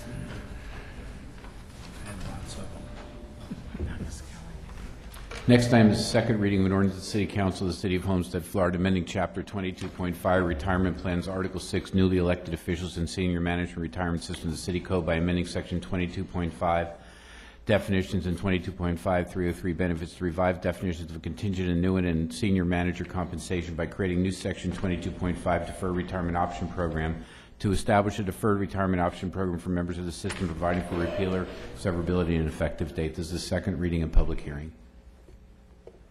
Would anybody like I'll to move move it. Second. The item has been properly moved and seconded. Are there any comments or questions? Mr. Manager, would you give us a brief description of this, especially highlighting the fact that there's zero financial impact? Mayor, council members, all the retirement plans in the city of Homestead allow for a drop plan, with the exception of all the elected officials plan and this plan. and practically allows the senior management portion of the plan to have the option to go into the drop plan. The cost to the city is absolutely nothing. It's actually saving. If you recall, we closed this plan, so just for new members, so nobody can enter this plan. The only thing is just house cleaning to allow the drop plan. Thank you very much. Are there any comments or questions from members of council? This is a public hearing. Any comments or questions from any members of the public on this item? We'll now close the public hearing. Thank you. Roll call, Madam Clerk. Councilman Nelson? Yes. Councilwoman Sierra? Yes. Vice Mayor Burgess? Yes. Councilwoman Lobos? Yes. Councilman McCormick? Yes. Mayor Bell? Yes. Motion carries. Thank you. Next item is an ordinance of the City of Homestead, Florida, amending the City of Homestead Code of Ordinances by creating Division 4 Homestead Community Relations Board of Article 3 Boards, Committees, Commissions of Chapter 2 Administration by amending Article 2 City Council of Chapter 2 Administration by amending Article 3 Boards, Committees, Commissions of Chapter 3 Administration by amending Division 1 Generally, Division 2 Tourism Advisory Committee, Division 2.5 Southwest Advisory Committee, Division 3.5 Education Committee, Division 5 Mayor's Youth Council, Division 7 Planning and Zoning Board, Division 9 Homestead Community Image Advisory Board, and by repealing Division 3 Florida City Human Relations Board, Division 6 Off-Street Parking Authority, Division 8 Professional Boxing Commission by amending Article 3 Tom J. Harris Field of Chapter 20 Parks and Recreation of the City Code by repealing Section 2031, providing for removal of repealed provisions from the City Code, providing for severability, inclusion in the code, and an effective date. Is there a motion for approval? So moved. This is the second reading. It's been properly moved and seconded. Any comments or questions from members of the council? This is a public hearing. Any members of the public would like to speak to this item? Now, we'll now close the public hearing. Any further comments from council? Roll call, Madam Clerk. Councilwoman Sierra? Yes. Vice Mayor Burgess? Yes. Councilwoman Lobos? Yes. Councilman McCormick? Yes. Councilman Nelson? Yes. Mayor Bell? Yes. Motion carries. Next item is the second reading of an ordinance of the City of Homestead, Florida, amending the City Code of Ordinance by amending Chapter 30 Zoning, Article 4 Supplemental District Regulations, Division 3 Density, 3457 maximum density established to establish a maximum density of 8 dwelling units per acre within zoning districts to implement the medium density residential MRU future land use category. Further amending Division 3 density to establish Section 3461 density bonus for properties within the duplex district, townhouse district, multi-apartment district, cluster district, and residential traditional neighborhood district to provide for additional density of up to 10 dwelling units per acre, provide development performance standards and criteria are met, providing for severability inclusion in the code, providing for conflicts and effective date. I'll move it. Second it. The item has been properly moved and seconded. Any comments or questions from council? One second. Ms. Kamali, did you have anything to say on this? Yes, this item had a little bit of change. We added two additional information from the first reading to the second reading. Per request of Building Association of South Florida, to qualify for density bonus, we added on the addition to the LEED and the National Association of Home Builders and the Florida Green Building Association, we added the National Green Building standards to qualify for the green building. In addition to that, we added that the proposed public park has to be more than 5 acres. Very Those are good. the two changes that. Very good. And I noticed that in our packet that it was as far as the density for green, it has to be a minimum of a silver certificate of LEED certification. Good. Very good. Because if you're going to get a bonus density, they have to have at least a minimum level of silver certification. That's correct. Excellent. Very good. Are there any comments or questions from council for staff? Mayor Bell? I have a question for Mr. Shahada. We did receive late today a letter from the Builders Association saying that they basically approved of what was proposed under tab 21. I know last time she was here, she stated, a lot of concern. So I'm assuming that between last time and this meeting that there were some meetings that took place? Through the mayor, actually there was some discussion between Sharik Kamali, our attorneys, and truly burdened, and everything was resolved, through conversation. I'm not sure you guys had any meetings, but was just through communications. We had a conference call, and she had only 3 concerns, and we worked with two of them, and one of them was not a condition for, we wouldn't work with the third one. Thank you very much, Ms. Kamali. Mayor, I never received that letter, so if somebody could send it to me, I certainly would appreciate it. Mayor Bell?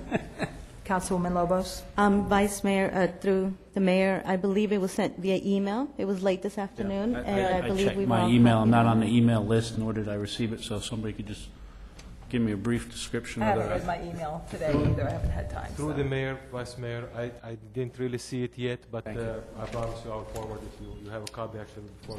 Thank you. And thank you, Ms. Kamali, for working with them. I know that when they shared their concerns, the fact that you got together with them, that was a wonderful step, and I do appreciate that. I also want to let the public know that this change here in medium density is a result of the moratorium and the moratorium study that we passed immediately after I became mayor. That's one of the first things that we did, is pass the moratorium study, and it enabled us to slow building down. And of course, 2 years ago, we were still building, and we're still in the height of building, and it was before the bust. And actually, history, I tried to get the moratorium long before that, and couldn't get the former council to even give me a second to a motion to get a moratorium back then. So we did get the moratorium right in very late '07. We got the moratorium right away, and this is a result of that moratorium study. So the production of that moratorium study, it proved very, very good, and it proved wise to do it. And so I thank you for that. It was an excellent study, and if they want any bonus density, they're going to have to really earn it. And we've further reduced medium from, it was much higher than 10. I think it was 14 at one time. We went to 10, and now we've gone down to 8. So we're really trying to manage and control the sprawl. Of course, for some it's a little bit late with so many townhouses and condos that were built, a little bit out of control. But it's still a step. It was a step in the right direction. So, and I thank the community for supporting that. I got a lot of wonderful feedback on that, and this is a result of that. So, yes, Councilwoman Lobos. Yes, you just reminded me, there are some questions from the community, and I know that you can clarify that. There's some building over by the new Publix in front of the hospital. I don't remember what the name of the development is, and there's some recent activity of construction, and I know that there has been some concerns that we perhaps approved that project, and why did we approve it? It's density that we do not need at this time in the city. Any building that's going on, those are old developments, and those are old approvals. And those are things that were approved a lot because of the economy. Some of the developments that had begun, they had stopped construction, and now they're just resuming the construction. Those are very, very old approvals, and you can't go retroactively and revoke those approvals once they have been approved. Those were in the works, and that's what you're seeing right now. I think I saw some activity on the east side too. Is it Portofino? My understanding is Oasis, but different. Yeah, Part K has become, for some permits. Right. Some different plots they have come, right. But I am not sure if that's the one that. It's basically their old approvals. Yeah, I think we're getting emails on yes, that. Yes, they are about 2 years ago they got approved. Yep. Thank you so much. Thank you for the question, Councilwoman.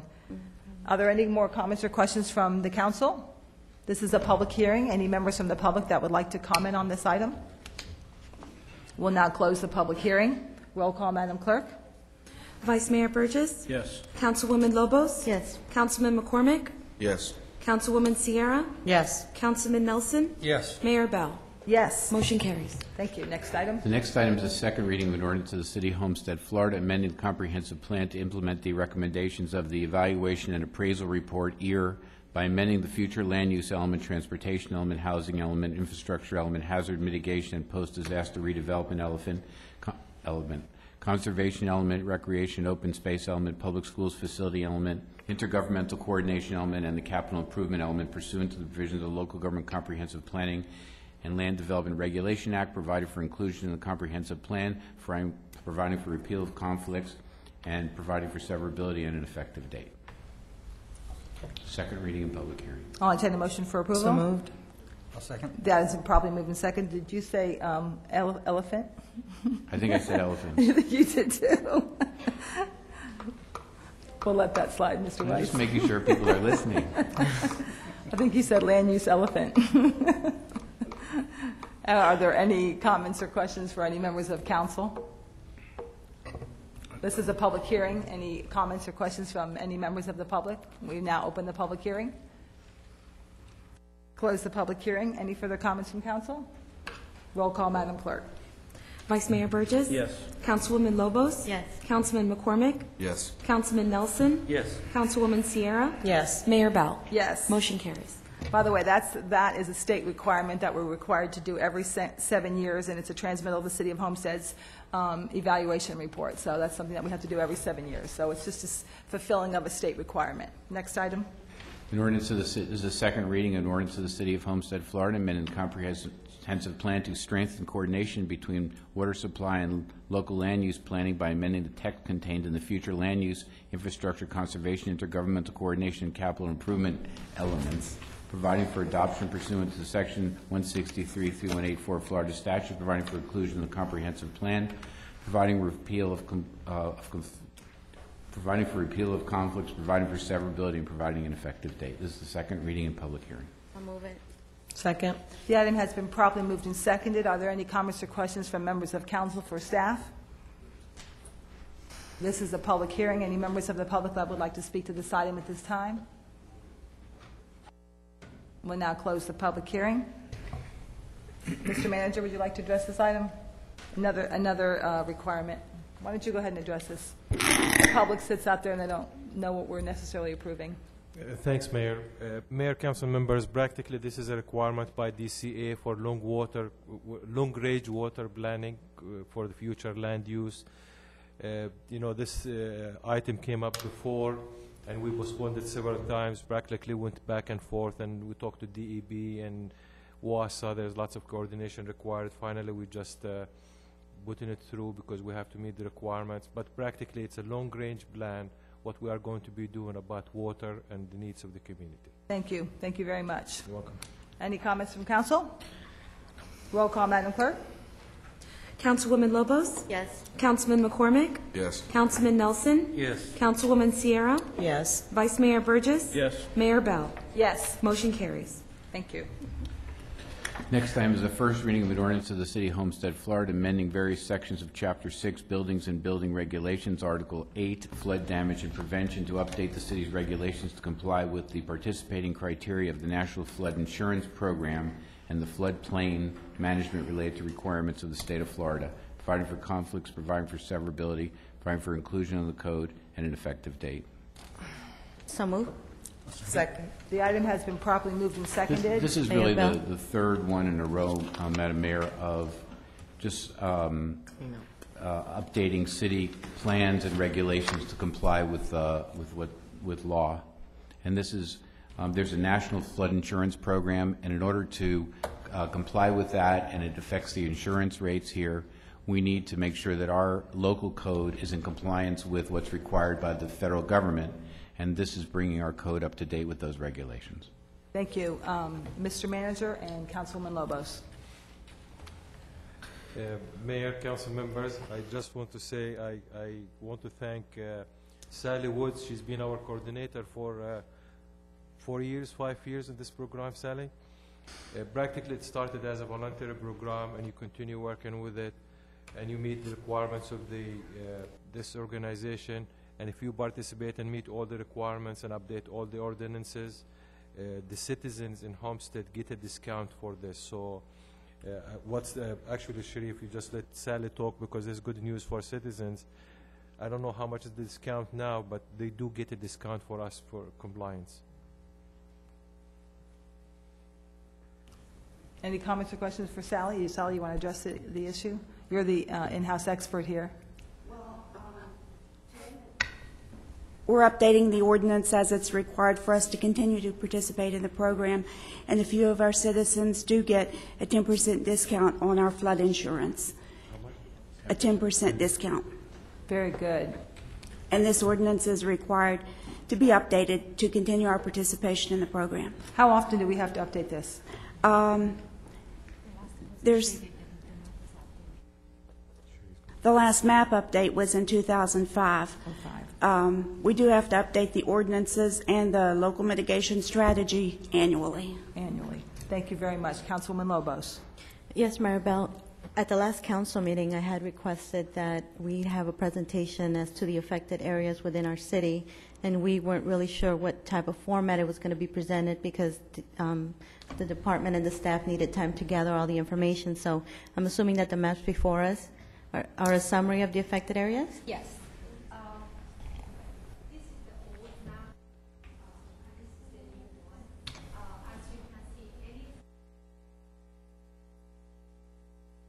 Can't hear.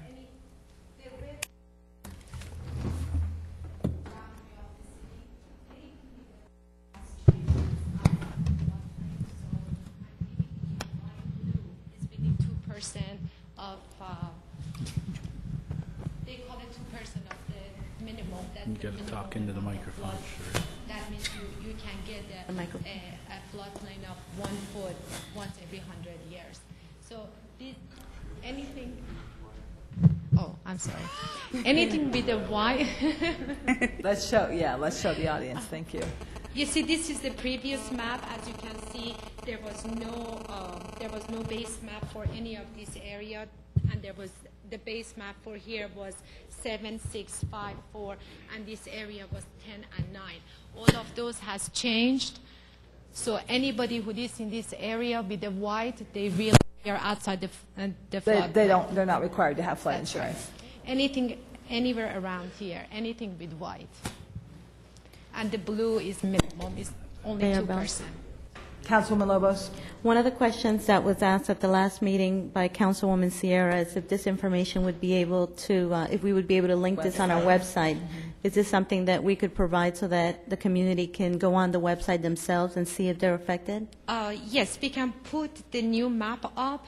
If anybody has a question, they're more than to call our building official, and if they give their address, we can tell them what is their requirement. Thank you. We could do that, or Mayor, through the Mayor, I'm sorry. We could do that, or if there is a link to the, because these are FEMA maps, we don't produce these maps. We can link it to FEMA, so if there's any update, it's always updated, so that's what we look for. That would be great. Thank you. Any further comments or questions from members of council? Thank you for that. Ms. Woods? Just one thing, the new maps are not into effect until September the 11th. And after that, when you're renewing your flood policy, you should contact your agent for any changes there might be to you personally. Very good. Very good. Because their coverage could actually just change. They could go from being inside the flood zone to outside of a flood zone. Correct. That would really impact them financially, so that's great. Thank you very much. So as soon as this comes, we can provide a link to the FEMA website so that they can get these maps. Yes. That would be very helpful. I'm sure Jerry already wrote a note to start working on it. Yeah, start writing. Very good, very good. Any further comments or questions from members of council? This is a public hearing. Any members of the public want to comment on this item? We'll now close the public hearing. Roll call, Madam Clerk.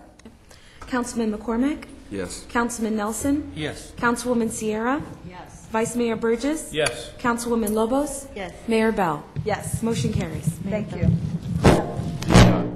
The last ordinance has been Excuse me, deferred. Mr. Weiss, 1 second. Councilwoman Lobos? I'm sorry, Mayor Bell, I know I requested this information from staff last time, so Mr. Weiss, if you just allow me, I do want to thank you for putting this information together. I know that it's not easy, the amount of hours that you had to spend on this, but it's something that we wanted to see, and that map is very easy to read, so thank you. My pleasure. Thank you, Thank you, Councilwoman. Mr. Weiss? Okay, the last ordinance has been deferred at the request of staff. Next item is a resolution of the City Council of the City of Homestead, Florida, approving a transportation proportionate fair share agreement between the City of Homestead and SCS LLC, providing for implementation and an effective date. So moved. Second. The item has been properly moved and seconded. Any comments or questions from members of council? I have a comment. Ms. Lobos? Question. In light of what we talked about at the Committee of the Whole, Mr. Weiss, with Senate Bill 360 through the mayor, is this something that we would be challenged on, since we're going through litigation and through an understanding of what the new Senate Bill 360 is? I'm sorry, would you think that the resolution would be challenged? It's this an area that we were referring to, that Senate Bill 360, if it were to be interpreted miscorrectly. Right. That it would be. Someone could argue that the fair share agreement's not necessary because they don't have to pay a fair share. Yes. Thank you. And of course, we are proceeding as usual, as we should. And also, Mayor, council members, I also like to point out that this was agreed to before the passage of 360. Thank you. Thank you. For any audience member that might be confused about what is 360, Senate Bill 360 was passed this past legislative session, and basically does away with traffic concurrency, or basically the proportionate fair share, which requires developers who are coming into the community to develop to pay their fair share of the developmental impact, especially in light of traffic, roads, and things like that. So Senate Bill 360, we believe, impacts the cities. The city of Weston decided to sue state of Florida concerning Senate Bill 360. They're bearing the majority of the brunt of the impact of the cost of that, and so cities are asked to join for a mere $2,500 to join in this lawsuit. So of course we're joining in. While we have been assured by some of our state legislators that we have been exempt from this, we believe because there is some ambiguity and there could be misinterpretations that we should go ahead and join in the lawsuit because we believe it's unconstitutional on its face anyway. So whether it has a direct impact to the city of Homestead or not, it still has some implications and some impact. So it's the right thing to do to go ahead and join in the city of Weston's lawsuit on this. So that, I saw some quizzical faces when we said 360. So that is Senate Bill 360. Councilman Lobos' question says, how does this resolution impact Senate Bill 360? So we're going forth as if Senate Bill 360 didn't exist. I hope that cleared up the quizzical faces I saw in the audience. Thank you. Any comments or questions from members of council? All in favor say aye. Aye. Any opposed? And the resolution carries. Thank you. Next item. Next one is a resolution of the City Council of the City of Homestead, Florida, respectfully urging the United States Congress to enact legislation prohibiting constrictor snake of the species Python genera from being shipped or imported into the United States, providing for an effective date. I'll entertain a motion for approval. I'll move it. Second. The item has been properly moved in second.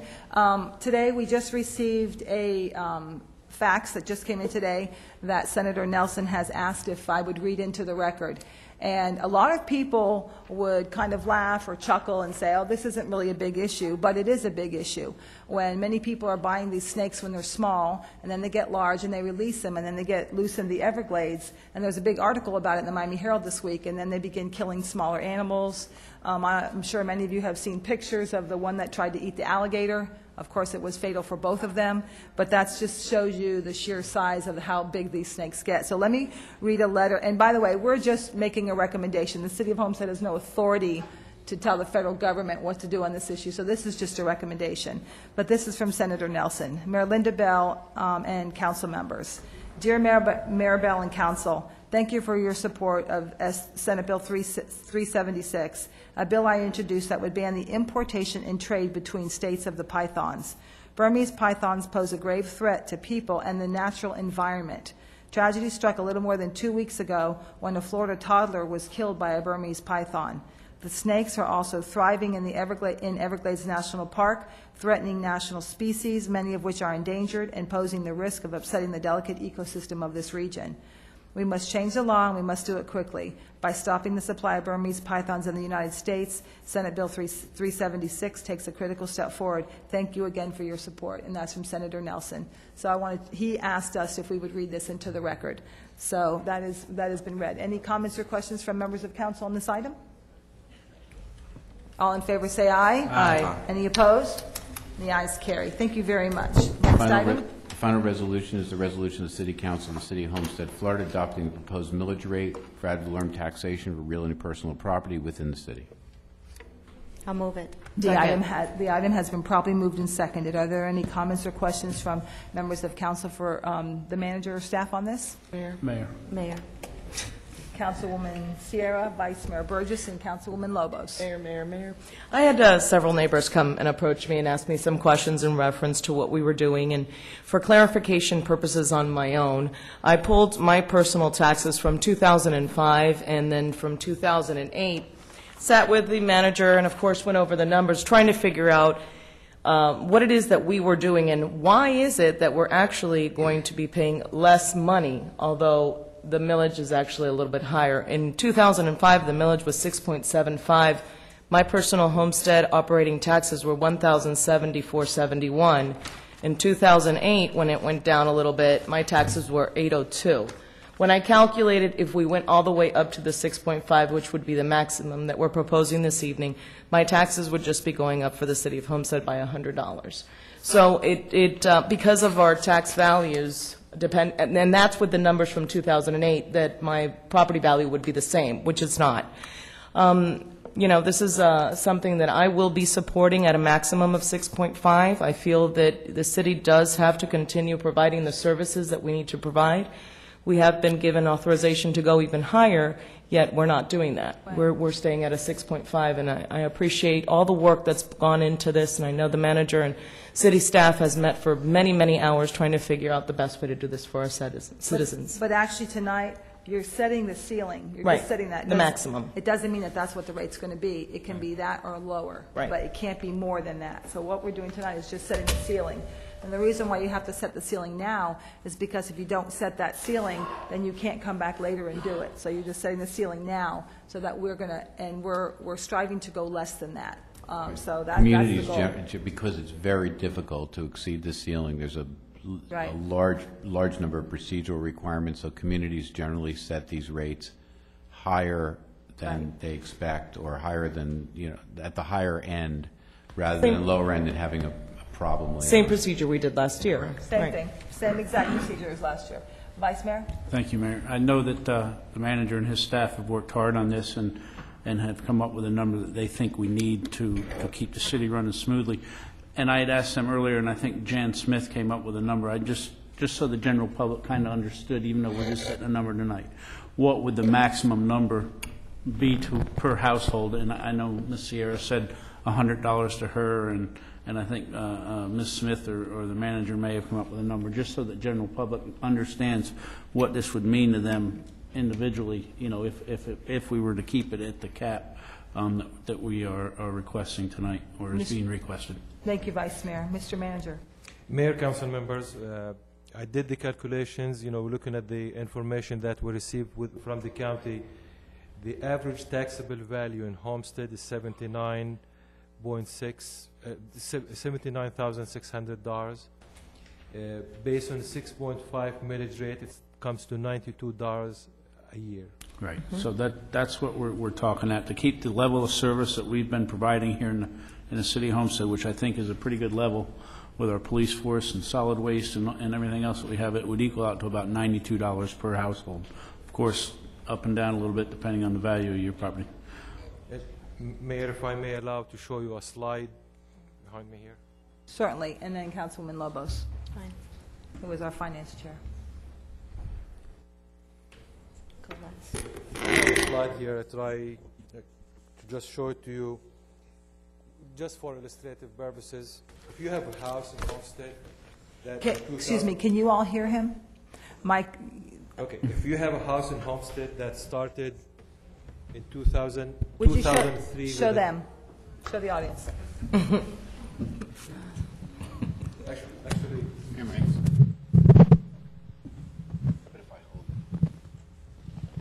let me tell you, the city attorney is so great.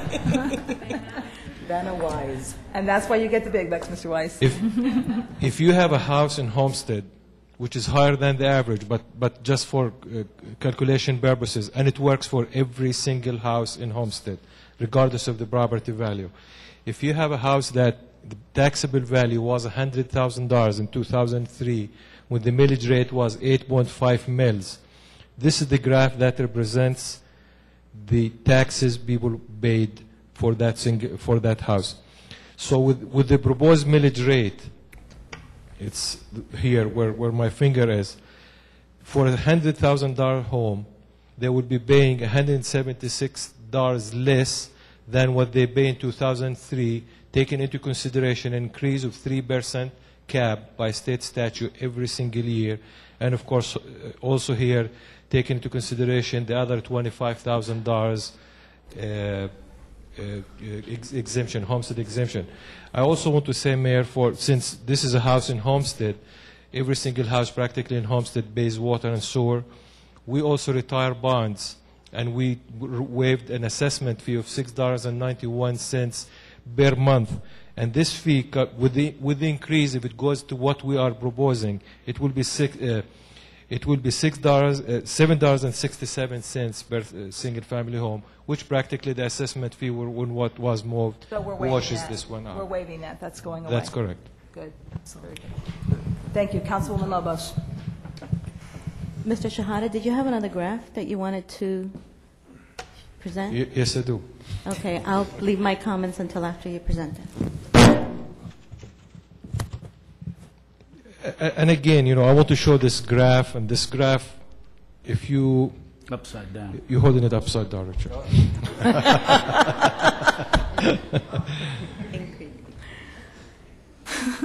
I was going to change the information, but what you see here in red is the millage rate, and what you see in green is the tax revenues, and tax revenues are a function of the assessed value. Really, if somebody looks at this graph and study it very carefully, you could see that there's responsible government here, going back to the day when we start having the assessed or the taxable value in Homestead going up. The more the property value went up and we had tax revenues, we lowered the taxes.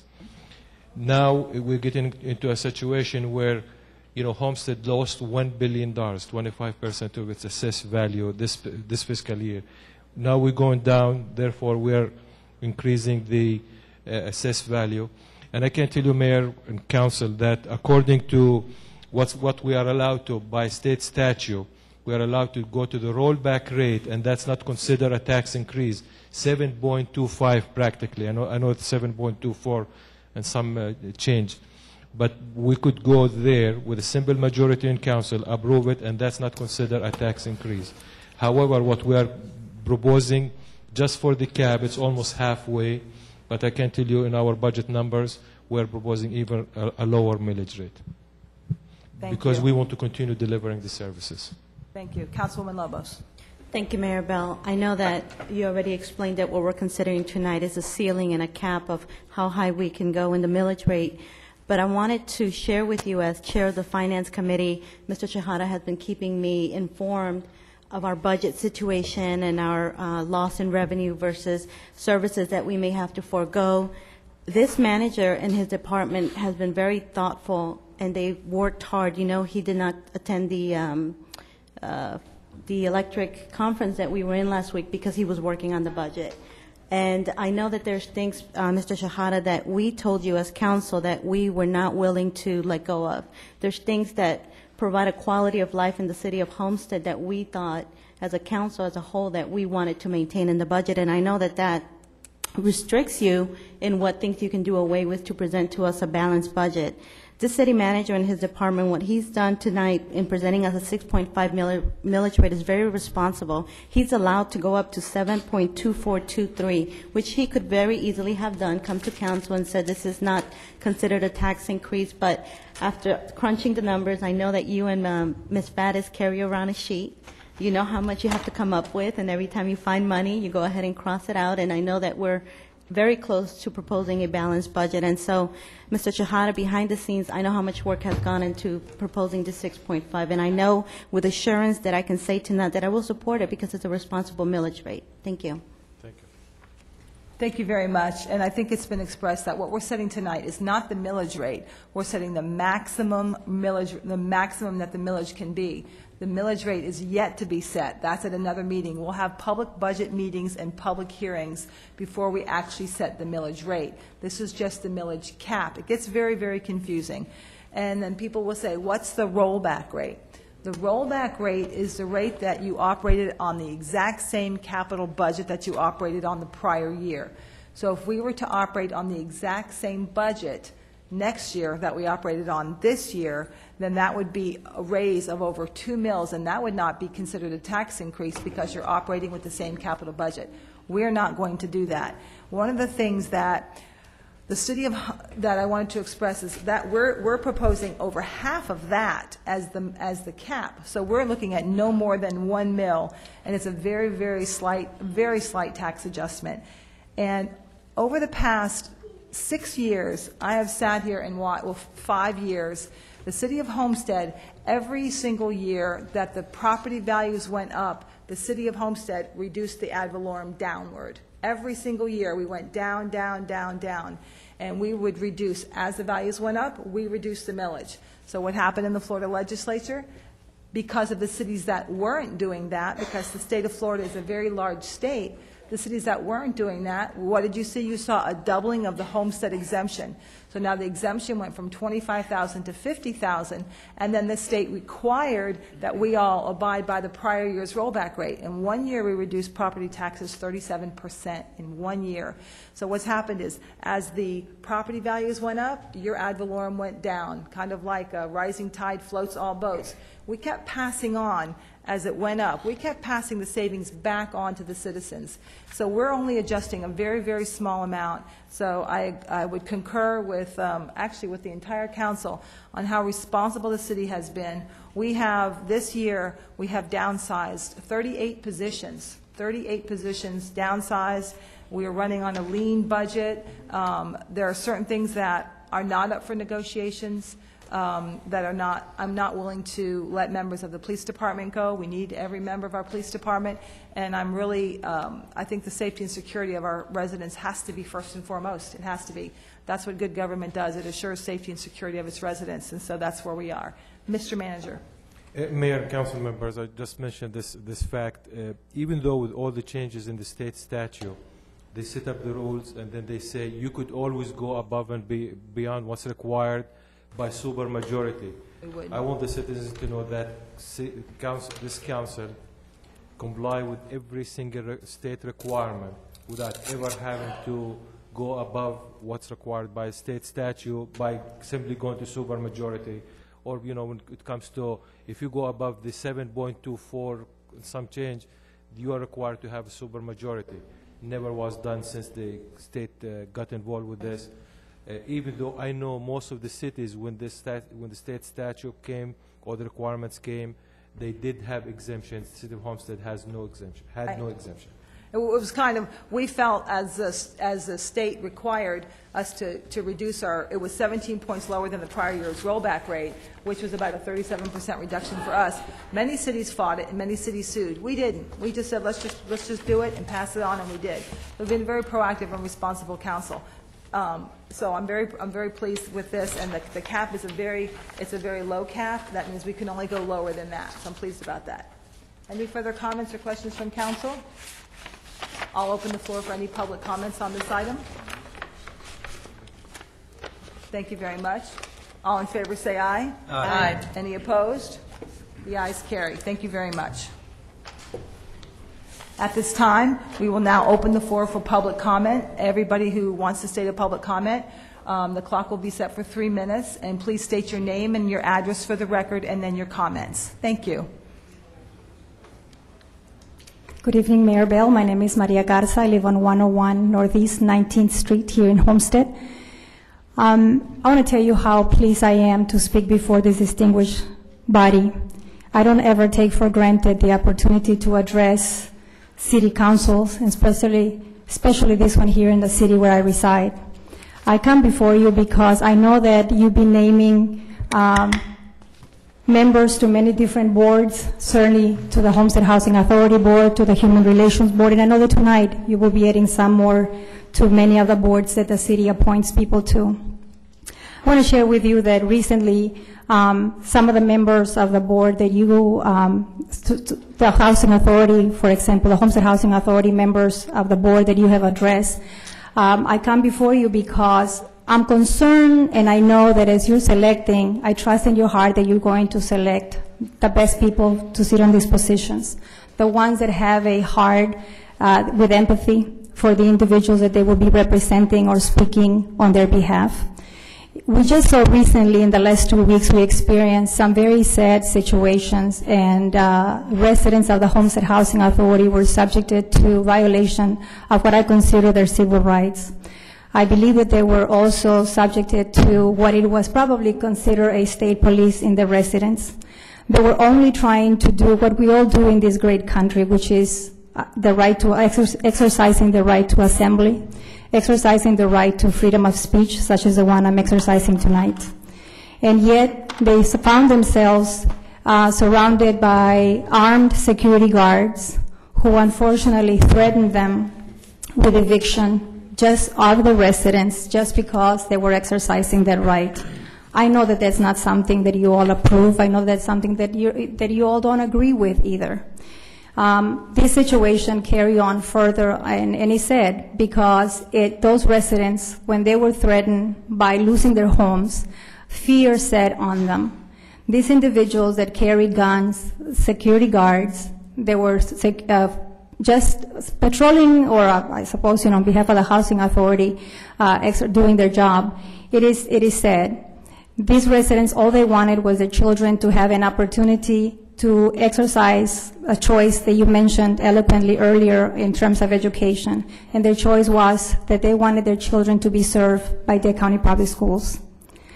At this point, thanks to the intervention of you, Mayor Bell, as well as to the intervention of Larry Feldman, Dr. Larry Feldman, as well as to the intervention of the City of Miami President Donna Shalala and many others, County Commissioner Katie Sorensen, the lease has been signed and those children are back in school receiving educational services.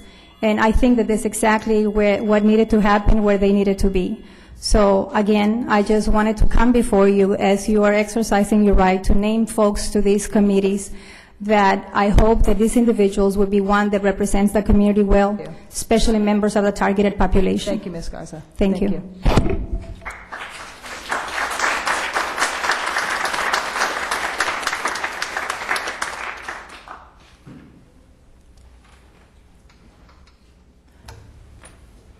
I have some comments as well. Please. No, I'm going to wait for the public. All right. I'm Alexis Talbot, 27925 Southwest 165th Avenue. And I just wanted to address the council, Mayor Bell, to let you know I've been a pastor at the Methodist Church here for 3 weeks now, and I have already fallen in love with Homestead. And I thought the meeting this evening was is marvelous and well ordered. And I just want to offer to you all individually and as a community as well any services I can as pastor, one of the pastors here in the Homestead community. I'm honored to meet many of the pastors, I think, at the Ministerial Association on Thursday.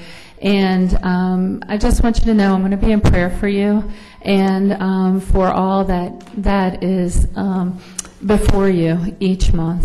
And thank you so much. And thank you for coming. Thank you for bringing the prayer to us tonight. We greatly appreciate it. And I look forward to getting to know you as I did the prior pastor. Beautiful. I was just over there for a 100th anniversary celebration and presented the Church of Proclamation. And that is a beautiful church. Isn't it and it's the gorgeous? oldest church in Homestead. So we are very proud of First United Methodist Church of Homestead. It's a beautiful, beautiful place. You have many beautiful people in the congregation as well. Oh, thank you for Mayor. coming tonight. I look forward to having a relationship with you as well. Thank you, Mayor. Thank you. All right.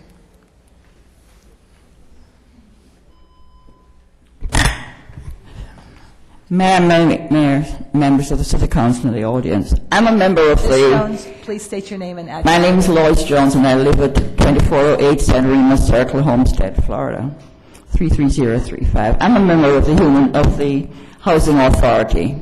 And I'd like to let everybody here know, I don't come to this with no experience. I marched with Cesar Chavez in California when I served in the legislature as a senior consultant. I know how this thing works. I know how it works better than probably anybody else in this room, and I'm proud to say that.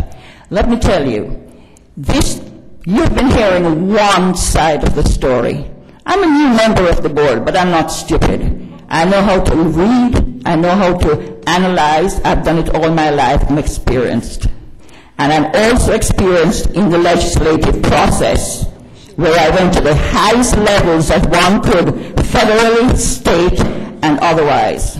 I served on the National Conference of State Legislators, where I was upon elected by the members of every legislature in this country as the only staff person ever on that board. I know my stuff.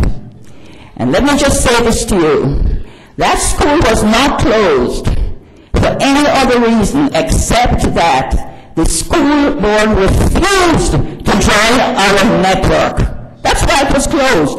They refused to join the network, which was required by everybody.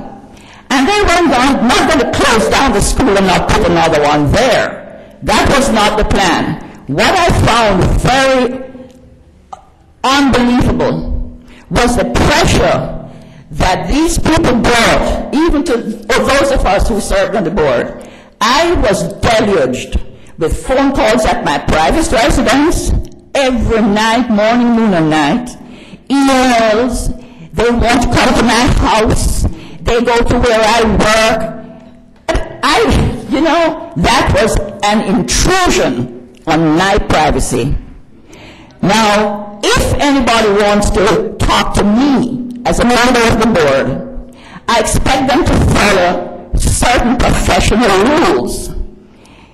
Call the Housing Authority, make an appointment for me with the Housing Authority. I would meet with you at the Housing Authority with a member of the staff of the Housing Authority. But don't ever try to harass me on the level that I was harassed. Don't try, because you can't fool me. I know the whole story. I know how it works. I know how it's supposed to work. Now, I agree that there are certain things that need to be done so that the information can get to the people of the community. That I totally agree with. And I plan to try my best to make sure that the public, the community people, get that information in a timely fashion. I want you to have the phone numbers that you can call. I want you to know where to go for everything. And I'm really going to try to put together a website so you have all that information. I'm sorry. Thank you. Thank you, Lois. Okay? Thank you. Thank you very much.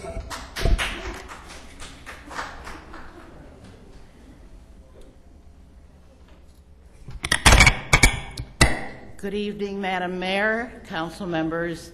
My name is Nancy Loans, Chair of the Social Justice Committee of Pinecrest Presbyterian Church, 10400 Southwest 57th Avenue, Pinecrest, Florida. Homestead has become truly a great destination city for South Florida. A speedway, a state-of-the-art hospital, Bayfront Park, much new building, a wonderful place to come to. But tonight I am coming to ask you to be a great city to some of your most humble citizens, and that is the migrant family. Pinecrest Church has had a relationship with the migrant families for over 30 years. We love them. Please, I'm asking for good housing for them, for repairs made in a timely way, roofs repaired, safe homes where the electricity works correctly, the plumbing works correctly. These families are pursuing the American dream, just as my family has, and possibly your families also. So I'm asking you, please, to become the great city for these families. Thank you.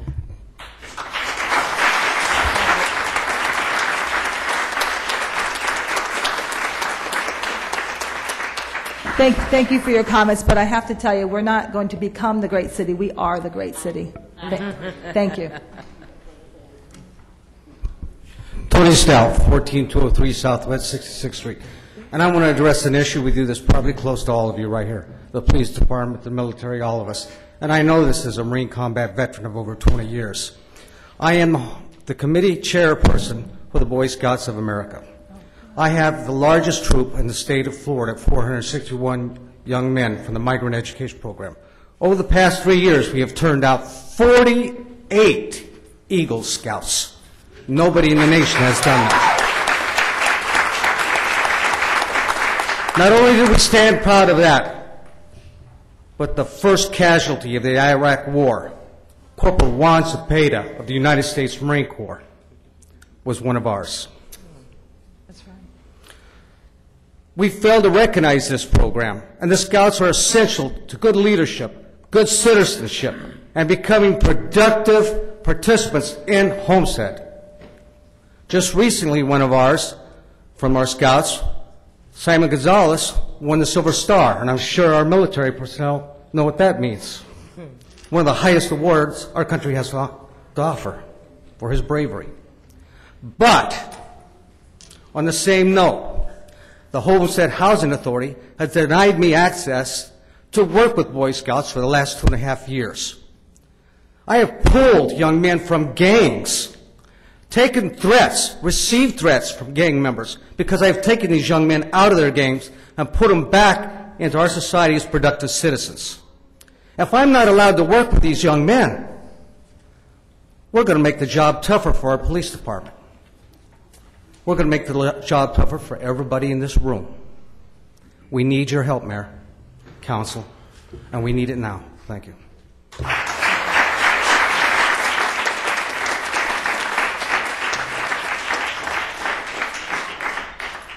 Mr. Mayor, City Council, my name is Arturo de Leon. I live on the Redlands. I was a member of the Housing Authority Association. They, or whoever did, they said they needed new blood. I was only 8 years on the Housing Authority Association. I'm pretty sure there's people that are being longer than me out there. And I was the only one, Mexican, to help these migrant people that lives in the camp. They kicked me out. Why? I don't know. I don't know. But to tell you the truth, Ms. Mayor, City Council, why punish those kids? Why not give them the right to be on the camp and have their own school? Why? Because of personal bandera? That doesn't work. So, if we can help these kids to have better education when they're small, that's a key to it. Why punish those kids? Why? That's my question. Why punish them? They don't. It's not their fault. So I will tell you this. Please help those children. Please help them. Because one day, some of those children will be somebody, and somebody big also. We never know. But education is the key to everybody in this world. Thank you very much.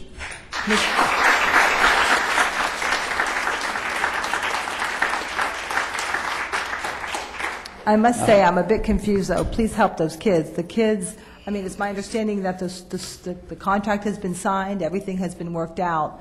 The issue that the school system, the school board would not agree to be a third-party provider, they've now agreed, and everything's been worked out.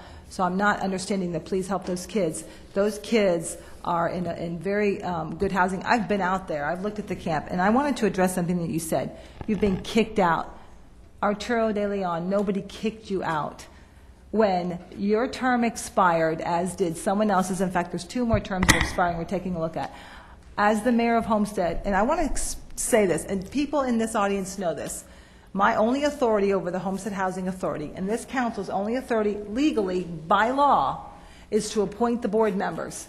So the 2 board members I appointed are very sharp, savvy, independent-minded, strong-willed, independent-thinking women. You just heard one of them, I believe. Also, they are going to be good board members, are good board members. I looked at attendance when I considered the new, I took a look at attendance, people who hadn't been there in a very, very long time. I can't tell you by memory now what it was. I wasn't planning for this tonight, or I would have, but I'm kind of picking up on a theme here, and I'm struggling with it. I'm struggling with that theme here tonight, and it's the same thing, and I'm going to tell you pretty straight. During this whole housing authority issue, I kept telling people that called me that this is a board issue. This is a board issue. And even though I was telling people it was a board issue, I sent them the state statute. I called the attorney and I said, please give me an opinion so I can show these people that I'm just not making this up, that according to state law, I can't interfere or direct in the federal housing authority. And by the way, that's a protection for the people, and that's a protection for the housing authority. Because if we can interfere by telling you have to sign a lease, or you have to go, or you have to do this, then we can interfere and say, hire my mother and hire my father and put somebody in this program. So the protections are there for the protection of the housing authority, for the protection of the people, but that's the same thing. That's that level of protection, and that is a mandate by the attorneys that we do not interfere except for the appointment. Mr. De Leon, going back to the fact, nobody kicked you out. Your term had expired. You had been there a long time. Every new mayor, every new administration has the right and the authority to put new people on. I looked at all things, including absences, and that's how. And there was 2 that were expired. There are 2 more that I noticed that expired, and I have their name and numbers in my office right now to make phone calls to determine their interest. To look at I'm going to be looking at the attendance records. I look at everything, and our clerk knows that. I always say, what's the attendance record, what's this? And I ask those questions. And if anybody is fair, it's me. Very fair across the board. I don't have a dog in the fight, if you will, on whether they did sign the lease or didn't sign the lease. My understanding was that all the housing authority wanted is the school board to be a third-party provider. They agreed to it. The lease got signed. That's my understanding, because I cannot involve myself in the inner workings and the inner goings-on of something like this, and that's the way it should be.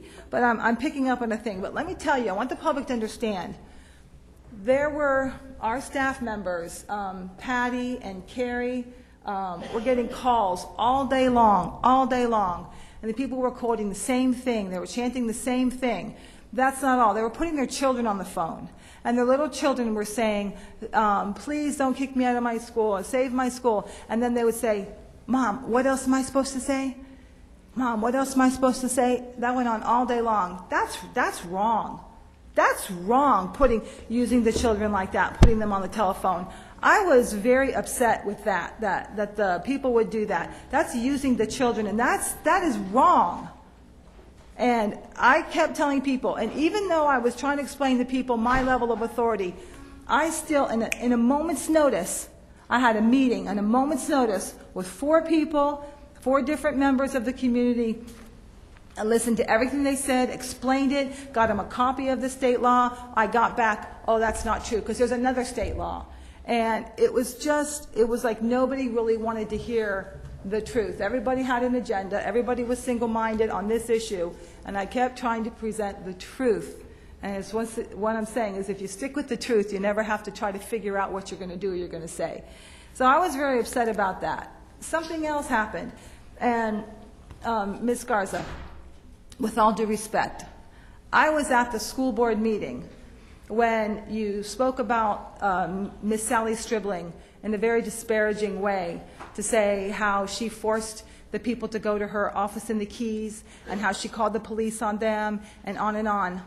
Ms. Stribling called me and said that what happened is when Tirso Moreno contacted her, they wanted a meeting now, just like they did with me. I came in on an hour's notice on a Wednesday. I was late to church that Wednesday night because I was here 2 hours meeting with the group, and Ms. Stribling said, she told them, I'm at my work, I'm at my job. If you want to come and meet with me today and now on my job, you have to come, and only come with 2 people, because this is where I work. Please respect that. What had happened, they showed up with 25 or 30 people, mothers and babies, and they poured into the office, and then you come to the meeting and say how horrible these people were treated, how horrible these migrant workers were treated, and they were disrespected, and the police were called. Ms. Stribling specifically said, please, only 2 people, this is where I work. And she was disparaging the public, but she did a meeting on a moment's notice. to benefit as a courtesy, and that's how she was spoken about in the public. So I haven't even spoken with Ms. Stribling to tell her what happened at that meeting, but I do think that she's probably owed an apology, because that was not fair to her, that she actually, on her work day, she could, excuse me, order. She could have said, I tell you what, meet with me tomorrow or meet with me the next day and I'll meet with you in the office, but they wanted to meet now. And I know that's true because they wanted to meet with me now too, and I met them that day. So I just wanted to, and I think maybe you didn't get all the information. With all due respect, I don't know Mrs. Stribling. I've never met her. Excuse me, Mayor I Bell. know that- Excuse me, just 1 second. Yeah. I think we should establish some protocol. If Yes. you're going to allow a speaker to come No, the yeah. second time, then she needs to come to the microphone. Yeah, If Ms. you're- Garza, you have spoken one time. Have a seat, and we'll deal with that. But I just wanted you to know what I know. Then come to the microphone, Ms. Garza. Come to the microphone. You have 1 minute. I don't know Ms. Stribling, and I know that I never used your choice of words of how horrible the migrant farm workers were treated. I never said that. I never said that she called the police. It's public record, ma'am. No problem. And Mrs. Stribling, I do know that the farm workers, as well as Mr. Moreno, did request a meeting with her. She canceled the first original meeting. She rescheduled the meeting at a time that was convenient for her, and it was scheduled in Monroe County, ma'am. Those are the facts. Like you said, the truth will stand. I have no reason to misinterpret anything other than what it was said. I never said that she called the sheriff. I said that 15 minutes after the residents arrived, the police showed up. Those are the facts, ma'am. Thank you. Excuse me, just to answer your question a while ago. There's two persons on that, on the Housing Authority Association. They've been longer than me. But that's okay. I mean, I don't mind at all, period. In fact, I don't have the time anyway, because of my foreman and all of that. I really don't have the time. But I want to thank you for what you've done for me about 4 years ago. That's, I really do appreciate it. And I know you're doing a great job, and I hope you keep on doing it. But, I mean, what they done to me, it was not fair, because there's two people longer than I have, than me on that council. I mean, that's all, and I don't mind at all. I don't mind. If I can help, I will help. But please, see if you can help those kids, okay? Well, Arturo, I thank you for your time of service. I appreciate your time of service, and I thank you for your time of service very much. And you weren't kicked off. It was the time was up. You were not kicked off. You know, for 8 years, Ms. Mayor, I was the city councilor of Florida City, and believe me, I know a lot about these councils. Thank you. Thank you very much.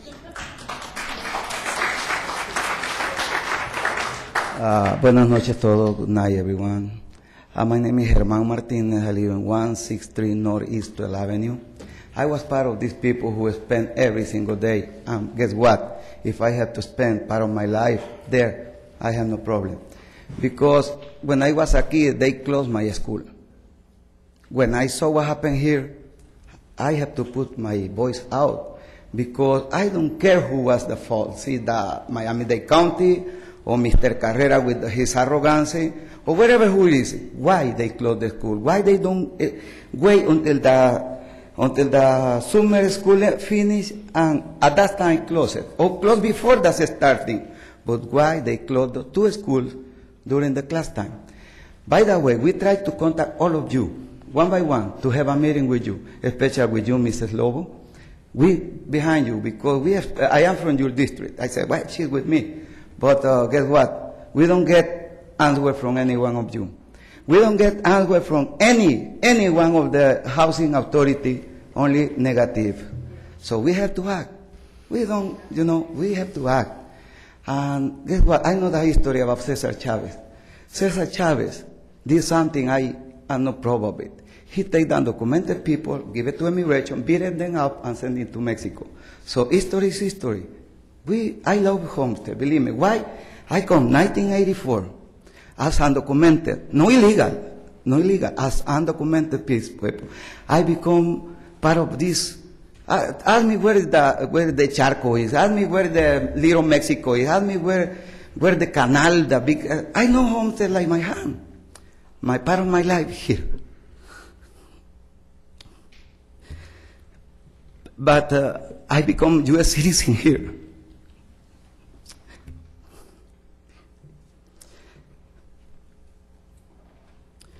I cannot afford somebody close the school because they see they don't care. I cannot be with my blind like this only because I am U.S. citizen and now I speak a little English. I cannot see no matter which race. Believe me, we touch every door. We're knocking every door. Nobody come with us. And thank you because you finally opened the door for 3 people. And Mrs. I don't understand that. Why the president of the Housing Authority of Homestead live in Monroe County and she worked there and we have to go there? Let me tell you, she's a liar. Germán Martinez from Homestead said she's a liar. We never give a problem to anyone there. 4 people go into the office and another lady from another store come and say, I need you to live here. I don't want to have problem. And she called the police. The police come very nice. And say, please, you cannot be here, but you can be here. We follow orders. We follow order and we respect it. Thank you. Thank you. Thank you.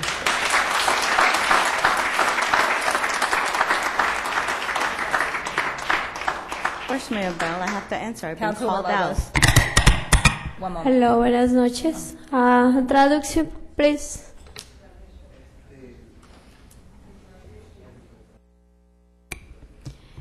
Yo vengo como residente del campo de Redland, de los padres afectados que dejaron casi 2 semanas a los niños sin aula. ¿Se escucha? Ms. Garza, you translated for her at the Miami-Dade School Board meeting. May you translate for her now? We have no authority to translate. We already got in trouble. At the beginning of our term, we tried to translate. And it was called out that Nadia and I could not translate, so we need a member of the public to translate for her, please. Okay. Bueno, como decía, soy de los padres afectados. Estamos muy contentos los padres de familia que de nuevo los niños estén en su aula recibiendo la educación. No entendemos todavía el por qué privaron a nuestros niños de sus aulas y tuvieron que comer a la intemperie, en el calor. No nos dieron una razón. No entendemos todavía el por qué tuvimos que ir a una lucha en donde estuvimos pasando frío, calor, hambre. Pero si tuviéramos que volver a hacerlo por la educación de nuestros hijos, lo haríamos porque nuestros hijos creemos que como ciudadanos de este país tienen derecho a recibir esa educación. También como residentes quisiéramos que en la mesa directiva de ese campo en donde somos residentes hubiera una persona que hable español con la cual podamos comunicarnos y que sepa nuestras necesidades y que respondan a ellas, porque no sabemos nada de lo que ahí sucede. Esas son mis inquietudes que vengo a presentar aquí en nombre de todos los padres de familia que hemos sido afectados. Gracias.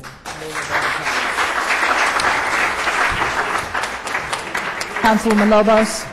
Councilwoman Lobos. Thank you, Mayor Bell. You know what, this issue has a lot of baggage to it, but I'm going to speak directly to the statement that was made right here in the public, and I'm looking at everybody in the eye. You know, you may or may not know my history. Maybe he called out on me. Yes, I was born in Guatemala. Yes, I became a citizen 2 years ago. Yes, the first time that I voted for myself. And many times since being elected, I have met when people were not looking, when the cameras were not on, when I wasn't being asked to speak on anybody. I myself went out to the camps. I myself have celebrated in those camps, have spoken about where I have come from, have spoken about what education means to me, what education means for my career, how it has progressed me forward. That day in question, I was asked that morning if I would meet. What I did immediately is I contacted the attorneys, I contacted the staff, because I wanted everything with me to be able to speak on the item. I was contacted at 4:30 by our assistant saying that somebody had called, that I had not responded immediately. That morning I spent most of the day, and I know the attorneys and our assistant can attest to the fact that I spent most of that day calling people to make sure that I had the information, that I knew what my authority was, that I knew what the issue was, where were we, had the school board had come down for the meeting, who was I meeting with, office. But apparently I was told at 4:30 that I had not responded quickly enough and that I would be held liable at election time. You know what? I was flabbergasted and I was mad. Nobody that morning told me that I had before 4:30 to answer. I thought I was doing the responsible thing. I thought I was gathering my facts, doing my homework so that I would be prepared to meet with whomever. I had several conversations with the attorneys. And I was going to meet. I was going to set up the meeting, but the deadline apparently passed, and I was told that election time that there would be repercussions. During my campaign season, there were people that were supporting me. There were people that were supporting me. After I became a councilwoman, never did I say, well, you supported me, so I'm going to speak to you, or there aren't any votes here, so I'm not going to speak to you. And so I was insulted to the maximum to think that somebody would then say, now in the public, right now, that I would not meet. You don't know that. You have no idea. Whoever gave the 4:30 deadline should have told me that morning that if I had not responded by 4:30, that would be translated to mean what it meant. What cooperation? What conversation are we having? When do we sit down and have a decent conversation? I have to tell you something. When you speak, Ms. Garza, I've known you for a very long time. I've known of you even before you knew of me. You know why? Because I've been in this community for a long time. And for a very long time, I was a nobody. I was just somebody in the community who participated in organizations, but nobody was noticing who I was. But I know many of you because I've seen you since I live in Homestead. I've seen you in action when you didn't think I was looking. So I've known of you. I respected. When my son got the Do the Right Thing award, you were there. And for a very long time, Ms. Garza, I looked up to you as a Latina, from one young Latina going to another Latina who had a title in this community, who was known for being the people's person. I looked up to you. And from the very beginning that I became a councilwoman, you say that you want to have lunch with me. Ms. Garza, I have never rejected you. I've never rejected you, and I've been waiting for that conversation to happen. I've been waiting for that conversation to happen. So to see this group here that is here with you, saying that I am not for them, that I didn't want to meet, that I didn't want to do this. Can I tell you something? There is no one that can accuse me that I don't know where I've come from, because my roots have never been forgotten. And when this mayor saw my potential, when this mayor knew that I was born in Guatemala and what my education had meant and that my citizenship had just been approved, this mayor was one of the only ones that was supporting me. There was no group, there was no rallying cry from the Latino community behind me. When I was being attacked about my citizenship, that I wasn't legal, that I wasn't this, not one of the Latino community members came up in my defense. And this is very much your issue. This was a Latina, a recent citizen, that was being attacked for that very citizenship. And this mayor right here, can I tell you something? This mayor, when she wasn't a mayor, when nobody was looking, was the one standing up for me saying, no, you go, you have your citizenship. That means something in this country. You have your education, you have your master's. I believe in you. And everything that has happened since then, you know what? I'm glad that the lease was signed. I'm glad that this issue is resolved. Going forward, I pray to God that we have some kind of resolution, some kind of conversation where we can all come to the table and have decent respect for what you do and for what we do. But for crying out loud, don't come into this chamber saying that we don't care, that I'm a racist, that I don't care about the immigrant population, that I don't care about the migrant workers, because it's simply not true. Thank you, Ms. Lobos, very much for that. You know, it's so disconcerting to me that, and what happens is, some people are very good. They rally people. They bring them to the public. They put them behind a microphone to try to embarrass us, to try to make a statement. And I've said it many times before. There are many people that try to rally the troops to come in, to try to make a statement. And I'm going to tell you the same thing again. I'm going to not make a statement. I'm going to make a difference. I represent the entire community of Homestead. And I don't have to justify myself, but if any of you knew my family, and you knew where my family is, my grandchildren, and what their names are, you wouldn't even be attempting this, because 3 of my grandchildren and my son-in-law grew up in the migrant camp. So I don't appreciate it either. I don't have to prove myself to anybody. I represent the whole community. I guess because I don't have to prove myself, and I know I am doing the best thing for everybody, I don't have to prove myself. I'm going to continue doing what I'm doing. I am thrilled the lease got signed. But guess what? The lease could have been signed, and this is my understanding, the lease could have been signed 3 years ago if the one issue, because I said, what is, with no authority to tell them what to do, what is the issue? What is the one issue besides that? I know there's bad blood between the Garzas and Mr. Carrera. I know that. It's very obvious. You know, I just want the kids taken care of. I just want the lease signed. I really wanted the right things to be done, but I cannot interfere or intervene any more than I should have. And you know, I've sat back and I've watched the politics. There's a lot of politics going on here too, guys, a lot of underhanded politics. And I've watched it. I've borne the brunt of this politics. And it's kind of, sometimes it's the same people attacking and behind the scenes with many of the issues that you're seeing in Homestead. And I'm not going to go into it, but it's the same people, the same politics, and it's time to stop it, and it's time to put the politics away and cut it out and do what's best for the kids. And my understanding is if the school board would have agreed 3 years ago to be the third-party provider, that would have been all taken care of and it would have been signed. I also read a letter that went from, because I get copied on everything, that went from the housing authority to the school board and then the school board back saying that the lease terminates on this day. This is the day that it terminates. So if you begin a program, know that it terminates on this day, and the school board, in spite of that, still began that summer program.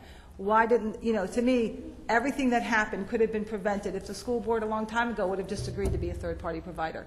But the thing is, what blows my mind is it's done. It's signed. It's 2 years with an automatic 1 year, is my understanding from Mr. Carvalho and from Larry Feldman. I'm very happy. I'm happy for the camp. I'm happy for the kids.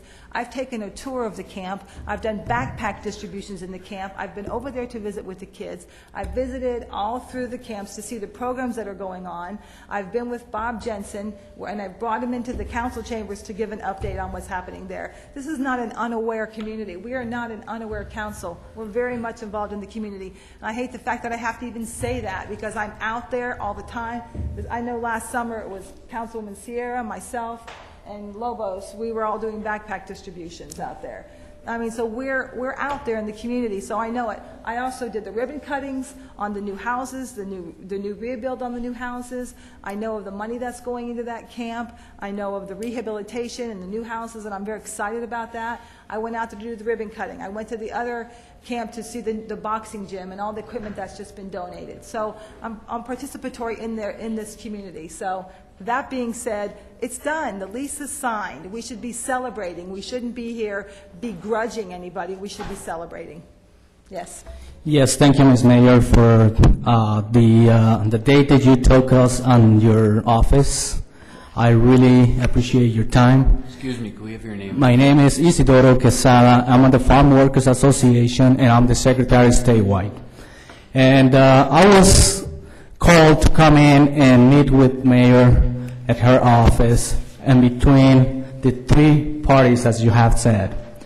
Our concern is that there is no representation of the migrant community in the board of the Housing Authority in Homestead. I heard you, and I heard you on that. Right. And as a matter of fact, I was just today pulling the records on the people who have their terms are expiring, getting ready to give them a phone call, and I'm going to make sure that there is somebody who lives in the camp who's going to be on the board. I heard you. Perfect. I heard you. Also, I'd like to say that our organization is in the best interest for the community, and we'd like to see if the city of Homestead will have like the organization to be in the middle of when it comes to situations like this, that we can intervene to not to get into these subjects, to get it into these positions. Isadora, I explained this to you. You asked me the very same question. I explained this to you already, but let me let the attorney explain it to you, because maybe he'll do a better job. The way that the statutes set up the housing authorities under the Florida statutes, the sole authority that the council has is with regard to the housing authority is to appoint the members. And really, the way these housing authorities are set up, they're set up specifically to be separate from the city. And I've advised the council that certainly they can take an interest in the housing authority, but I've advised them not to get involved in the day-to-day issues involving the housing authority, because again, that's just not the way these housing authorities were set up. They were set up to be independent. And so I have advised, I've had extensive conversations with Councilwoman Lobos. I've had extensive conversations with the mayor about this and other council members who have called. And so the request that you're making, which I understand why you're making it, but I've advised them not to do that. Okay. So, and again, it's not a matter of, they would like to do it, but I've advised them not to do it because it's really not the way this is set up. And if there's issues between the community and the housing authority, the community needs to deal with those issues at the housing authority. And Yeah, perhaps- because my understanding was on the beginning when we got involved into this is that the communities were not having not at all information on these issues. The parents of these kids were in a point where they were nobody was able to tell them what was going on. So we need somebody in those offices to let this community know exactly what's going on so they can really know and they can at least go to their office and be treated like a human beings. But we know, and I was there watching to see what was going on, and that was not a pleasant to me. So I'd like to thank you for the time that you took with me in that office, and if we can work together for the communication of these communities, we need to have communication for everyone in Homestead. After we met, Isidoro, after we met with you and Tirso and the other woman from the Faith. Yes, Sorry. Janet. Yeah, and one of the Martha Torres, right? I recognize your face. After I met with you, I have been communicating, and Mr. Jensen's out of town right now, but I've been communicating with the board members to ask them, not to tell them, but to ask them to please establish some type of communication with the residents. And I also did say that I will be finding somebody from within I know they had somebody who was on the Section 8 program and the term is has expired actually. So I will be appointing someone who actually lives there, because that was a point that was very well taken. And so that I'm taking care of as well. Right. And I did tell you I would do that, and I'm doing that. Okay, also, yes. The other thing that I would add would be that to the extent that the elected officials do have the discretion as to who to appoint, I think to the extent that, and if you've expressed unhappiness with the kind of responsiveness, I think the fact that you're communicating about to the elected officials as to the fact that there perhaps should be some sort of a change in membership, I think that to the council is an appropriate type of comment for you to receive, which is if there's some... And that's exactly why the two women that I put on the board they're very bright, very articulate, very strong women who really want what's best for the community and what's best for this particular community. And I think at the end of the day, you're going to sit back and smile and say the mayor did a very good thing. We need to smile. You're going to see likewise people be appointed. We need to smile, but these people, they really don't know who those two persons are. The community people who lives there, they have brought up those attention to us, and they don't know Isidoro, them. I've already expressed that to those board members. Okay. And so they're trying to facilitate a meeting right now. So I've already asked them if they could establish a meeting, and that was I did with the chair, because the proper thing is to go to the chair. So I asked the chair to have a meeting and establish some type of level of communication with the members of the community. Okay. So we heard you, Isidoro. Okay. Thank you. Mayor. I hope our hearts are clear on this issue. Mayor, may I just mention something? Yes. I know when I first became a manager, this issue came to my attention that there's an issue going on there, and I wanted to educate myself to try to find out what's going on. And I did exactly what many council members did. I contacted the city attorney. I wanted to get all the ordinances and bylaws, even though if you're standing on the side, you see things, both sides, not right being done. However, I know, Mayor, you personally met with all the parties involved. I personally attended 3 meetings with you, including a meeting with the superintendent and the school board representatives, where you urged them to get involved with this issue to resolve it for all for all parties involved. And he said, I know it's practically everybody's dug their heels, and it needs interference from the school board superintendent. I can tell you, finally he got involved and the issue was resolved. So I know the mayor is extremely involved with the council members. I wish I personally can be more involved. As far as the administration here, we do care. I give you that promise. My deputy here, the first Mexican-American person to make it to that level. Her sister works for you, Mr. Garza. Yes. So we are connected, so we are one unit, whether we like it or not. We're a team, and I promise you, we will do everything as, our hearts are in the right place. And by the way, I want to take also this opportunity to congratulate you. It's my understanding your son was accepted in University AAA baseball, I think? Yes. So congratulations. Congratulations. Congratulations, Mayor.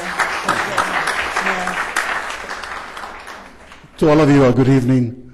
Let me begin by saying to all of you, thank you for the work you do. Mr. Garza, it's a formality, but would you please state your name and address for the record? My name is Cipriano Garza. I live at 101 Northeast 19th Street, Homestead, Florida. Again, I was saying to all of you, thank you for the fine work you do for the city of Homestead. You have a tough job to do. But I do want to speak about the Homestead Housing Authority. There's been a lot of misinformation, and I'll try to do and clear up a lot of stuff that's been said. For the last 3 years, we've heard that agencies wanted to replace the high school system with the migrant program.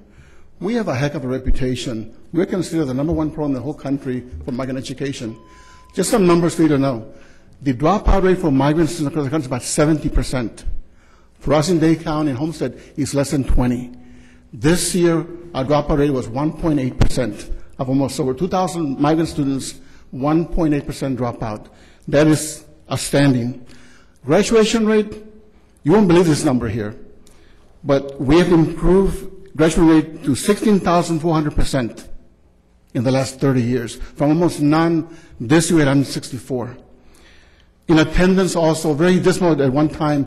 Right now, we're almost at par with the non-migrant students. So, Mayor Bell and Council, when they talk to you about replacing us with other programs, think about it very, very carefully. I'm going to give you one standard. We have probably the finest preschool program in the whole country because I developed that almost 40 years ago. There's a standard that some of you in education, Ms. Nasi, for pre-K, the readiness rate. Right. If you score a 214 or higher, you're going to make it. Every year you're going to get promoted, you're going to graduate high school, and probably go to college. If you score less than 214, you're doomed. You probably won't make it. The migrant students last year, their score was 256. Maribel, with all due respect, the other agencies in Redland, South Dade, their score was 174. This is why the staff here, Mr. Richard Albert right there, stand up, Richard, please. That's the finest teacher in the whole world right there. That young man, anybody who cannot read, you make him read in a few hours. Mr. Garza, nobody doubts the excellence of the program. Nobody challenges the excellence of the program. Nobody. It's not an issue. It was never an issue of your program. It was a matter, it's my understanding, of the fact that the becoming a third-party provider or something like that. That's my understanding. With all due respect, nobody's ever challenged the quality of the program. I want you to know we have a great program. I know. And we're very proud in Homestead of it. Mayor Bell, on the issue about the network source providers thing, I don't want to call people a liar. It doesn't exist. I'm going to introduce this as evidence. In June of 2007, we attempted to enter the network providers, and this is a document that shows. Hand it to the clerk, please. Thank you. We've been trying, Mayor Bell, since 2007 to be a part of the providers. It doesn't exist. We get the runaround, and there's a document there. We have at least 200 emails asking Mr. Carrera, we want to come to the meeting. Never responded. Okay, Mr. Garza, thank you. Let me, one more issue. One last few seconds. On the appointment of the members to housing, we don't know what the process is. I talked to Ms. Rocha today. She told me, no, Nancy Rivera appointed me. Did you go through a process? She goes, no, Nancy appointed me. On the state statute 42105. Mr. Garza, your time is up. I'm going to give you this last item and finish. Yeah. Very important. State statute 42107 gives the mayor and council the power to appoint members to the housing authority. Also, 421.07, power to remove members from the board for inefficiency. I'm going to stop you right there. This is exactly what I was talking about. Right. This is exactly this proves my point. I met with the people. I gave them the city attorney's perspective. This ends up in the newspaper, what you're saying right here. No matter what I say, no matter what I did, I think I just might as well have just done a tap dance. Mr. Wise, there's a statute. This has to do with removing people for cause. Just because you don't like what's happening, I can't go in there and say, you're off, you're off, you're off. For neglect of duty, like that, Mr. Garza. inefficiency, and conflict of interest. Thank you, Mr. Garza. Thank you. Thank you.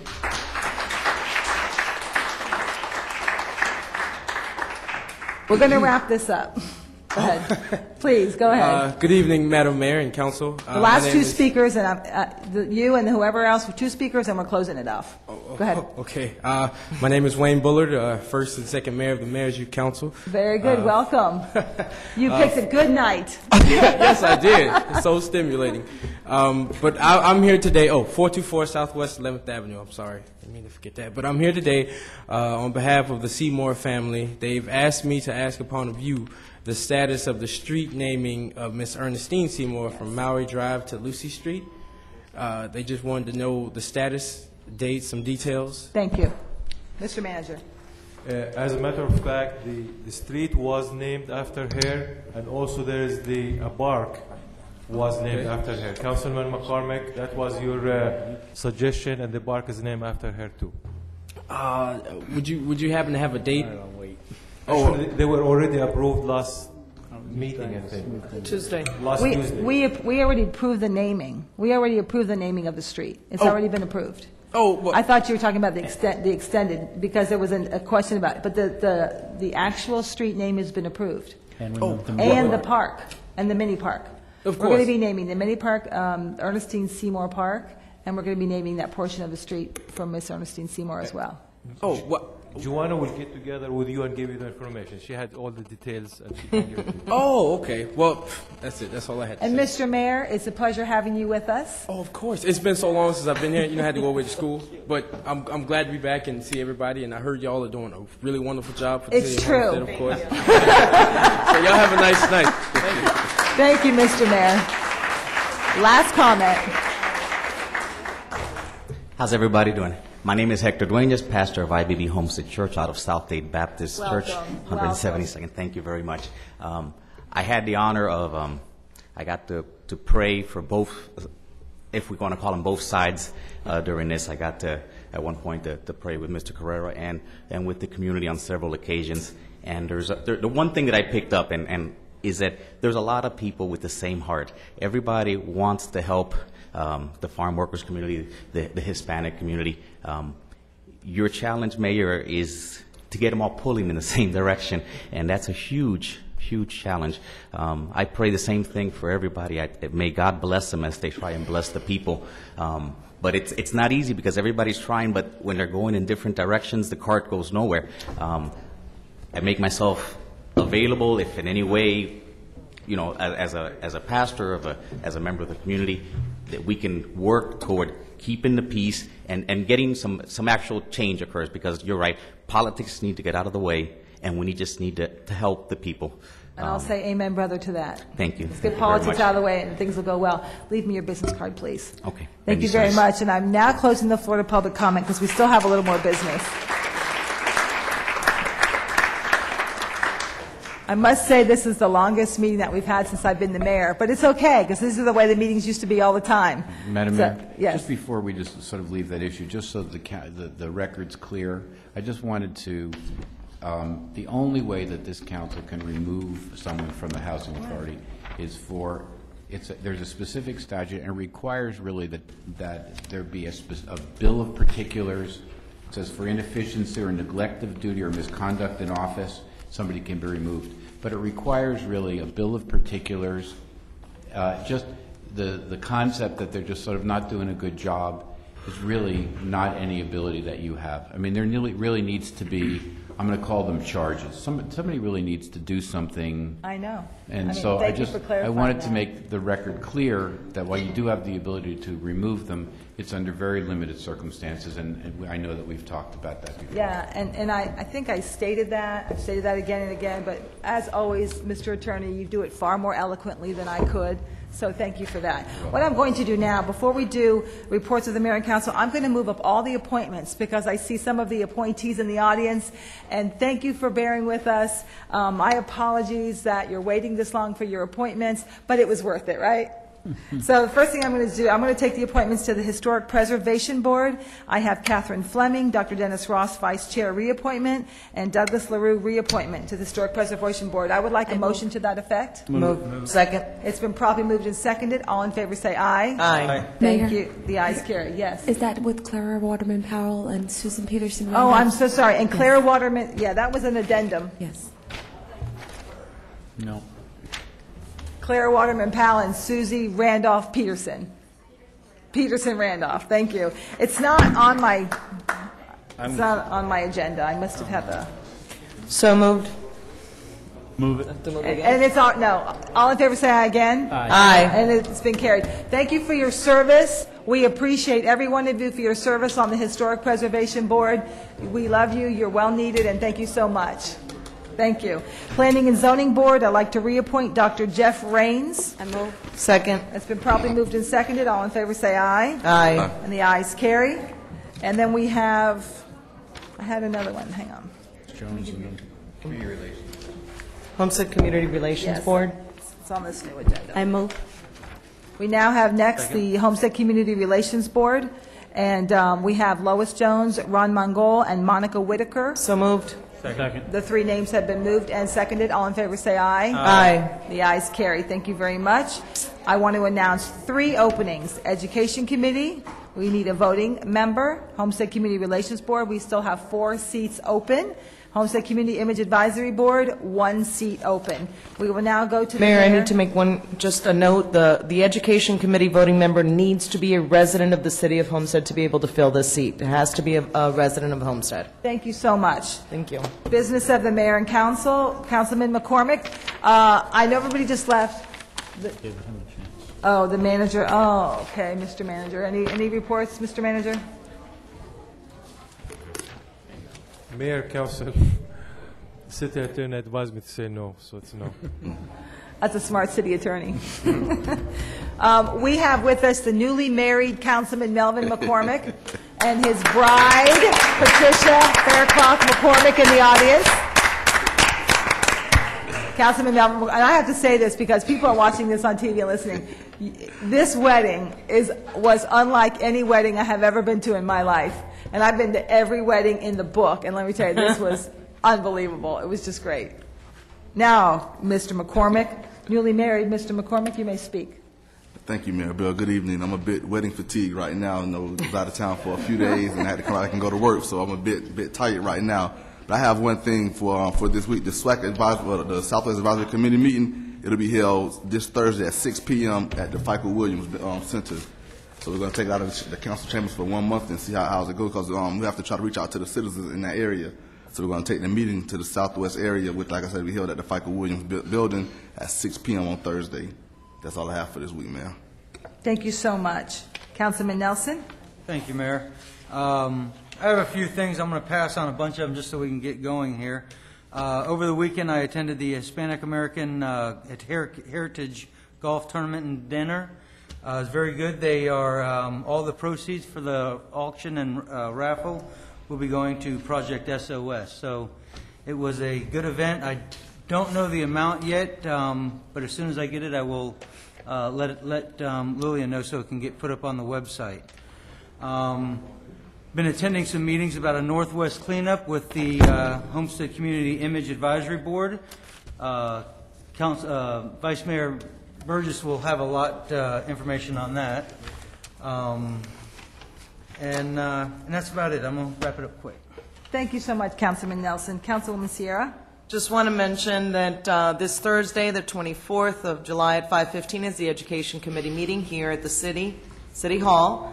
All those that would care to come, and I was hoping the Garzas would stay here because I would love to have someone representing that program at the Education Committee. Maybe I'll give them a call and get them out here.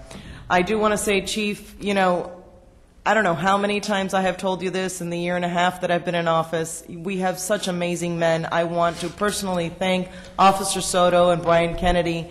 Once again, they proved themselves to be outstanding in the community of Waterstone. We all received a letter. I believe most of council got the copy of that letter. Thank you.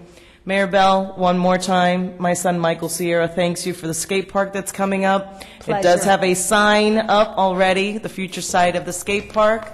And one thing, Mr. Manager, I've been getting a lot of questions, and I know it's late, but I think it's very important to ask this question and have some clarity on this. I've had a couple of residents asking me where the $2.9 million came for the renovations of the James Archer Smith Park. Where did we get these funds in such difficult times? And I really wanted to have clarity, especially for those that are watching from home, as to where these funds came from and how it really doesn't affect the citizens in that way. Through the mayor, Councilman Sierra, council members, in the nutshell, all the money came from grants, but I'm going to actually, I have the breakdown, but I'm going to turn it over to Joanna since she managed that project with Robert and Julio Brea to just run through the breakdown, but you know, keyword is all grants. Joanna, Sure. Good afternoon. Good evening, actually, Mayor, council members. The 2.9, actually, the way that we derived to it, 2.5 came from impact fees. 200,000 came from the FERDAP, which is the Federal Recreational Development Assistant Program, and 247,000 came from Safe Neighborhood Parks, which totaled the 2.9. So to just explain it further, zero money came from taxpayer, City of Homestead taxes here for the general fund. Thank you very much for that clarity. Thank you, Mayor. I'm done. Vice Mayor Burgess. Thank you, Mayor. I just wanted to bring up one other great thing that we've got going down here in Homestead on every Friday night out at the racetrack. They're doing the test and tune, and it's growing and growing, and it's helping. It's becoming a big safety thing. I went to the grand opening of that along with Councilman Nelson. I guess it was 3 weeks ago we were out there, and they had about 130 cars testing and tuning because it's not drag racing, I was told, and probably 800 people out there, and it's growing every week. So Curtis and them are doing a great job out there promoting safety in the neighborhoods and trying to get people off the highway. So I just want to tell them thank you again, and what a great thing they've got going out there. We all attended, or not all of us, but a lot of us attended the FMEA and FMPA conferences last week, and I heard great things about our new director. Everybody was very impressed and said how lucky we were to have her here and what a great job she's going to do for us. So that meant a lot. Music in the park this past weekend with the cars on Chrome Avenue was another success, and is growing and growing every time we do something down there. So kudos to that staff and the people that put all those things together. Councilman Nelson briefly mentioned on September the 26th, the Community Image Board has taken it upon itself to put together a Northwest cleanup to try to go along with Councilman McCormick's Southwest. We're going to pick different areas and pockets of the city and hopefully clean them up. So anybody that would like to volunteer, we've got flyers in the back of the room, or they could call Ms. Patty Sullivan at 305-247-4447, and we will be doing that again on Saturday, September 26th, Mr. Manager. Through the mayor, vice mayor, we will also be very happy to have solid waste participate in picking up the bags they put out like we did in the Southwest neighborhood. Thank you. We have Julio Brea according. Thank you. Yeah, I've been. We actually had one of our first planning meetings about a week ago, and so things are getting organized for that, and I expect it'll be a good turnout with the volunteers. I specifically chose that time of year, hoping that the different campaigns would all want to come out and show their colors and see who can pick up the most trash. So it should be a good turnout. James Archer Smith Park opened up. Everybody saw that in the neighbors yesterday. What a great park we've got over there. Talked about through the money. Just a great job by Julio and Robert and the rest of the staff getting all that done over there. There's some really cute little kid in here, though, John. Really, his name he is shows John up an awful Burgess. lot in there. I don't know how he does it, but he keeps showing up. One last thing I want to do is I want to thank Robert Landon and his crew. Our prayers have been answered over on Kingman Road. We no longer have to drive through a puddle when it rains. So thank you very much to Robert and to Julio also for taking care of that. And Just one last thing. I know we spoke about it Tuesday night, and just reiterating the fact that we need to get the letter to the charter school. Thank you. That's all I have, Mayor. Thank you very much, and I've been out to Testing Tune twice already, and Councilwoman Lobos and I went out there, and we brought a bunch of people out there with us, and it was a lot of fun. It's a bit hot right now, but it's so much fun watching all the cars, especially the little 16 and 17-year-old out there with Mama's car, but Mama doesn't know it because we're pretty sure when we see them out there. That's the joke. Is always got Mom's car out there because, putting along, but it's a lot of fun to go watch. Councilwoman Lobos. Thank you, Mayor Bell. And Councilwoman Sierra would like to announce something, so I said that I would defer to her. I really appreciate that. One last thing. Nova Southeastern University will host an information session on Wednesday, July 22nd at 6 p.m. here in Council Chambers at City Hall. If you're interested in pursuing a degree or would like to learn more about the programs that Nova offers, please stop by. Thank you. Thank you, Councilwoman Sierra. Thank you, Mayor. I do have something to present. I know we're running late, but I think it's important, and if I ever provide too much information, please let me know. I don't think that we've ever been accused of providing too much information, but I wanted to bring you an update of the Customer Service Task Force team and some of the things that we've been working on. There's 3 things that have been completed, and I won't be too long on them, but I do want and have asked the manager to allow Ms. Quinones to speak on number 2. As you see right there, the streamline of phone line options, we reprogrammed it, it's more user-friendly, and now the customers are able to hear the menu in Spanish. At the last Committee of the Whole, we've approved the ordinance or the resolution to eliminate the super can deposit. That was passed. And I put in here that it passed under the consent agenda at the City Council meeting tonight. So the super can reversal deposit will go into effect. A check will be sent to affected customers in good standing for the amount of $100. A credit will be issued to affected customers with a current utility debt. And as mentioned at the Committee of the Whole, an audit will be conducted to ensure the appropriate refunds of deposits are posted. One item that I wanted to bring to your attention, number 2, we did establish an overflow call service. This is a specialty answering service, was hired on a 3-week trial basis. The calling center is based out of Michigan. Calls are transferred so that customers can speak to a live operator regarding information of power outage. Whenever we reach the capacity of 10, or not capacity, but whenever we reach 10 calls calling in, the answering system automatically kicks in so that our customers will not get a voicemail, they'll get a live operator. As you see right there, the cost for this is $44.95 per month with an additional 75 cents per managed call. And we actually, during the trial basis, did have an outage where we did experience a high volume call, and so that's why I wanted Ms. Quinones to share that experience with you guys. Thank you, Councilwoman Lobos. We put the service in place the 1st of July, and as the Councilwoman mentioned, the intent of this is to provide better service to our customers. We previously had a very limited number of lines that we could pick up when there's a power outage. So if there's a significant power outage affecting a lot of people, the volume of incoming calls was not manageable with the limited number of lines. So now it rolls over, and as I mentioned, we put it in place 1st of July, and on July 3rd we had a pretty significant outage. And so we tested the system early on. We also found some bugs with the system, which is what you do with the trial period. We corrected some processes that we had in place as a result of that outage, and have refined some things so that we can provide better information to the public when they are routed over to this service. The 3 weeks are closing out this week for the trial period, and the consensus in the group thus far has been that we do think we want to move forward. As you notice, the cost is not significant, and it's a good service in that our customers now are not getting a busy signal or just the phone ringing or going over to a voice mailbox that doesn't give them any information, just says leave your name and number.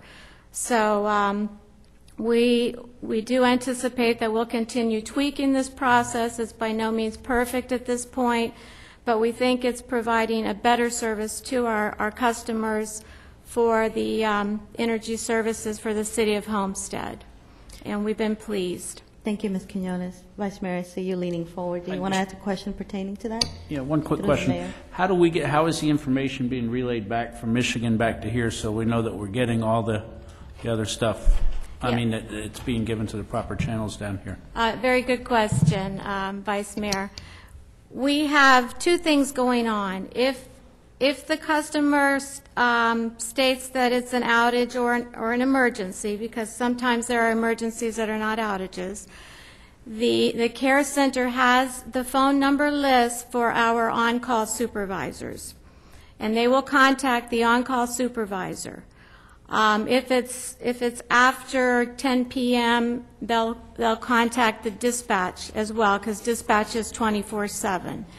And the second thing that they do is they send an email notification to me and to the members in my staff, which also includes dispatch. So we're getting email notification and a phone call from that service in the event that there's a significant outage or an emergency. Thank you, Vice Mayor. On the current action items, I wanted to bring to your attention the backup power to the phone lines. When General Services, Mr. Jerry Estrada, came back, the permanent solution at this current location that we're in, we determined that would be too costly to implement. It would actually cost the city $15,000 to run a permanent line from one location to the other.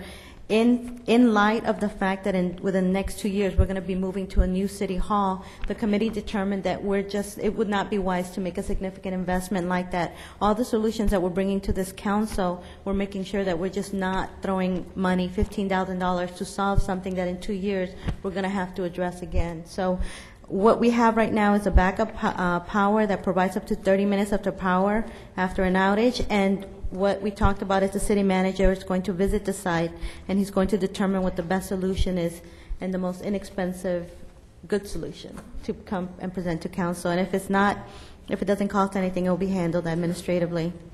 One of the other things that, if you see right there, items on hold, at the committee of the whole meeting, I made you aware that Councilwoman Sierra, you asked the addition of Creole to the menu option. I want to let you know that that would cost us an additional $14,000. Plus, we would have to hire a Creole-speaking customer service attendant, which we do not have at this moment. And so it would be a pretty significant expense to the city to add this at this point. So what we're asking is this committee that we recommend that we not move forward with this item at this time. We do recognize that we have a Creole population that we need to service. But right now, it's just too much of an expense to do. And but going forward, it'll be something that we'll be looking to see if we can resolve at a less costly Excellent manner. report, Councilman. Well, one more thing, Mayor. I'm trying to Go ahead, hurry up. Councilwoman. Thank you. It says right here, next report.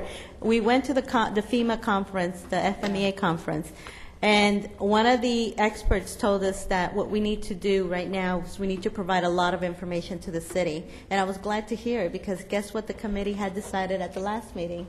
That we would put some of the projects on hold, and for the next couple of months, we're just going to this information gathering process so that we can provide the council with information regarding rate comparison, consumption, and power reliability for the city of Homestead. So look for those Excellent. reports within the next couple of months.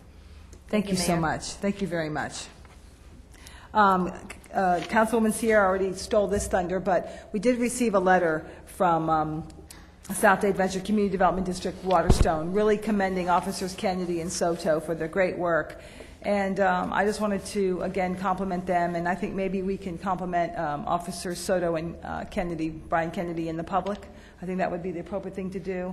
And this is just very good, and it's just that it took an observant homeowner as well as the police department, but they were so quick in reacting, and that's what caught the guy, is that they were so quick on the reaction. So thank you very much for that. I've written it down.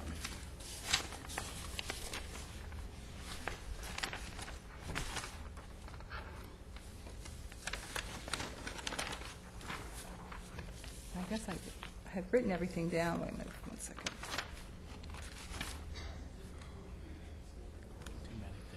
I guess that the fact that I can't find everything I wrote down is a good idea that I'm not supposed to be talking about everything we did. I wanted to just discuss a few other things, but since the fact that it's about 10:15, I think we'll go ahead and close the business. But I want to thank everybody for coming out here tonight. And, you know, I love when we have a full house, and I wish that we had a full house all the time, not just when there's an issue. But I want to thank everybody for coming tonight. Thank you very much. And with no further business to attend to at 10:15, this meeting is adjourned. Thank you.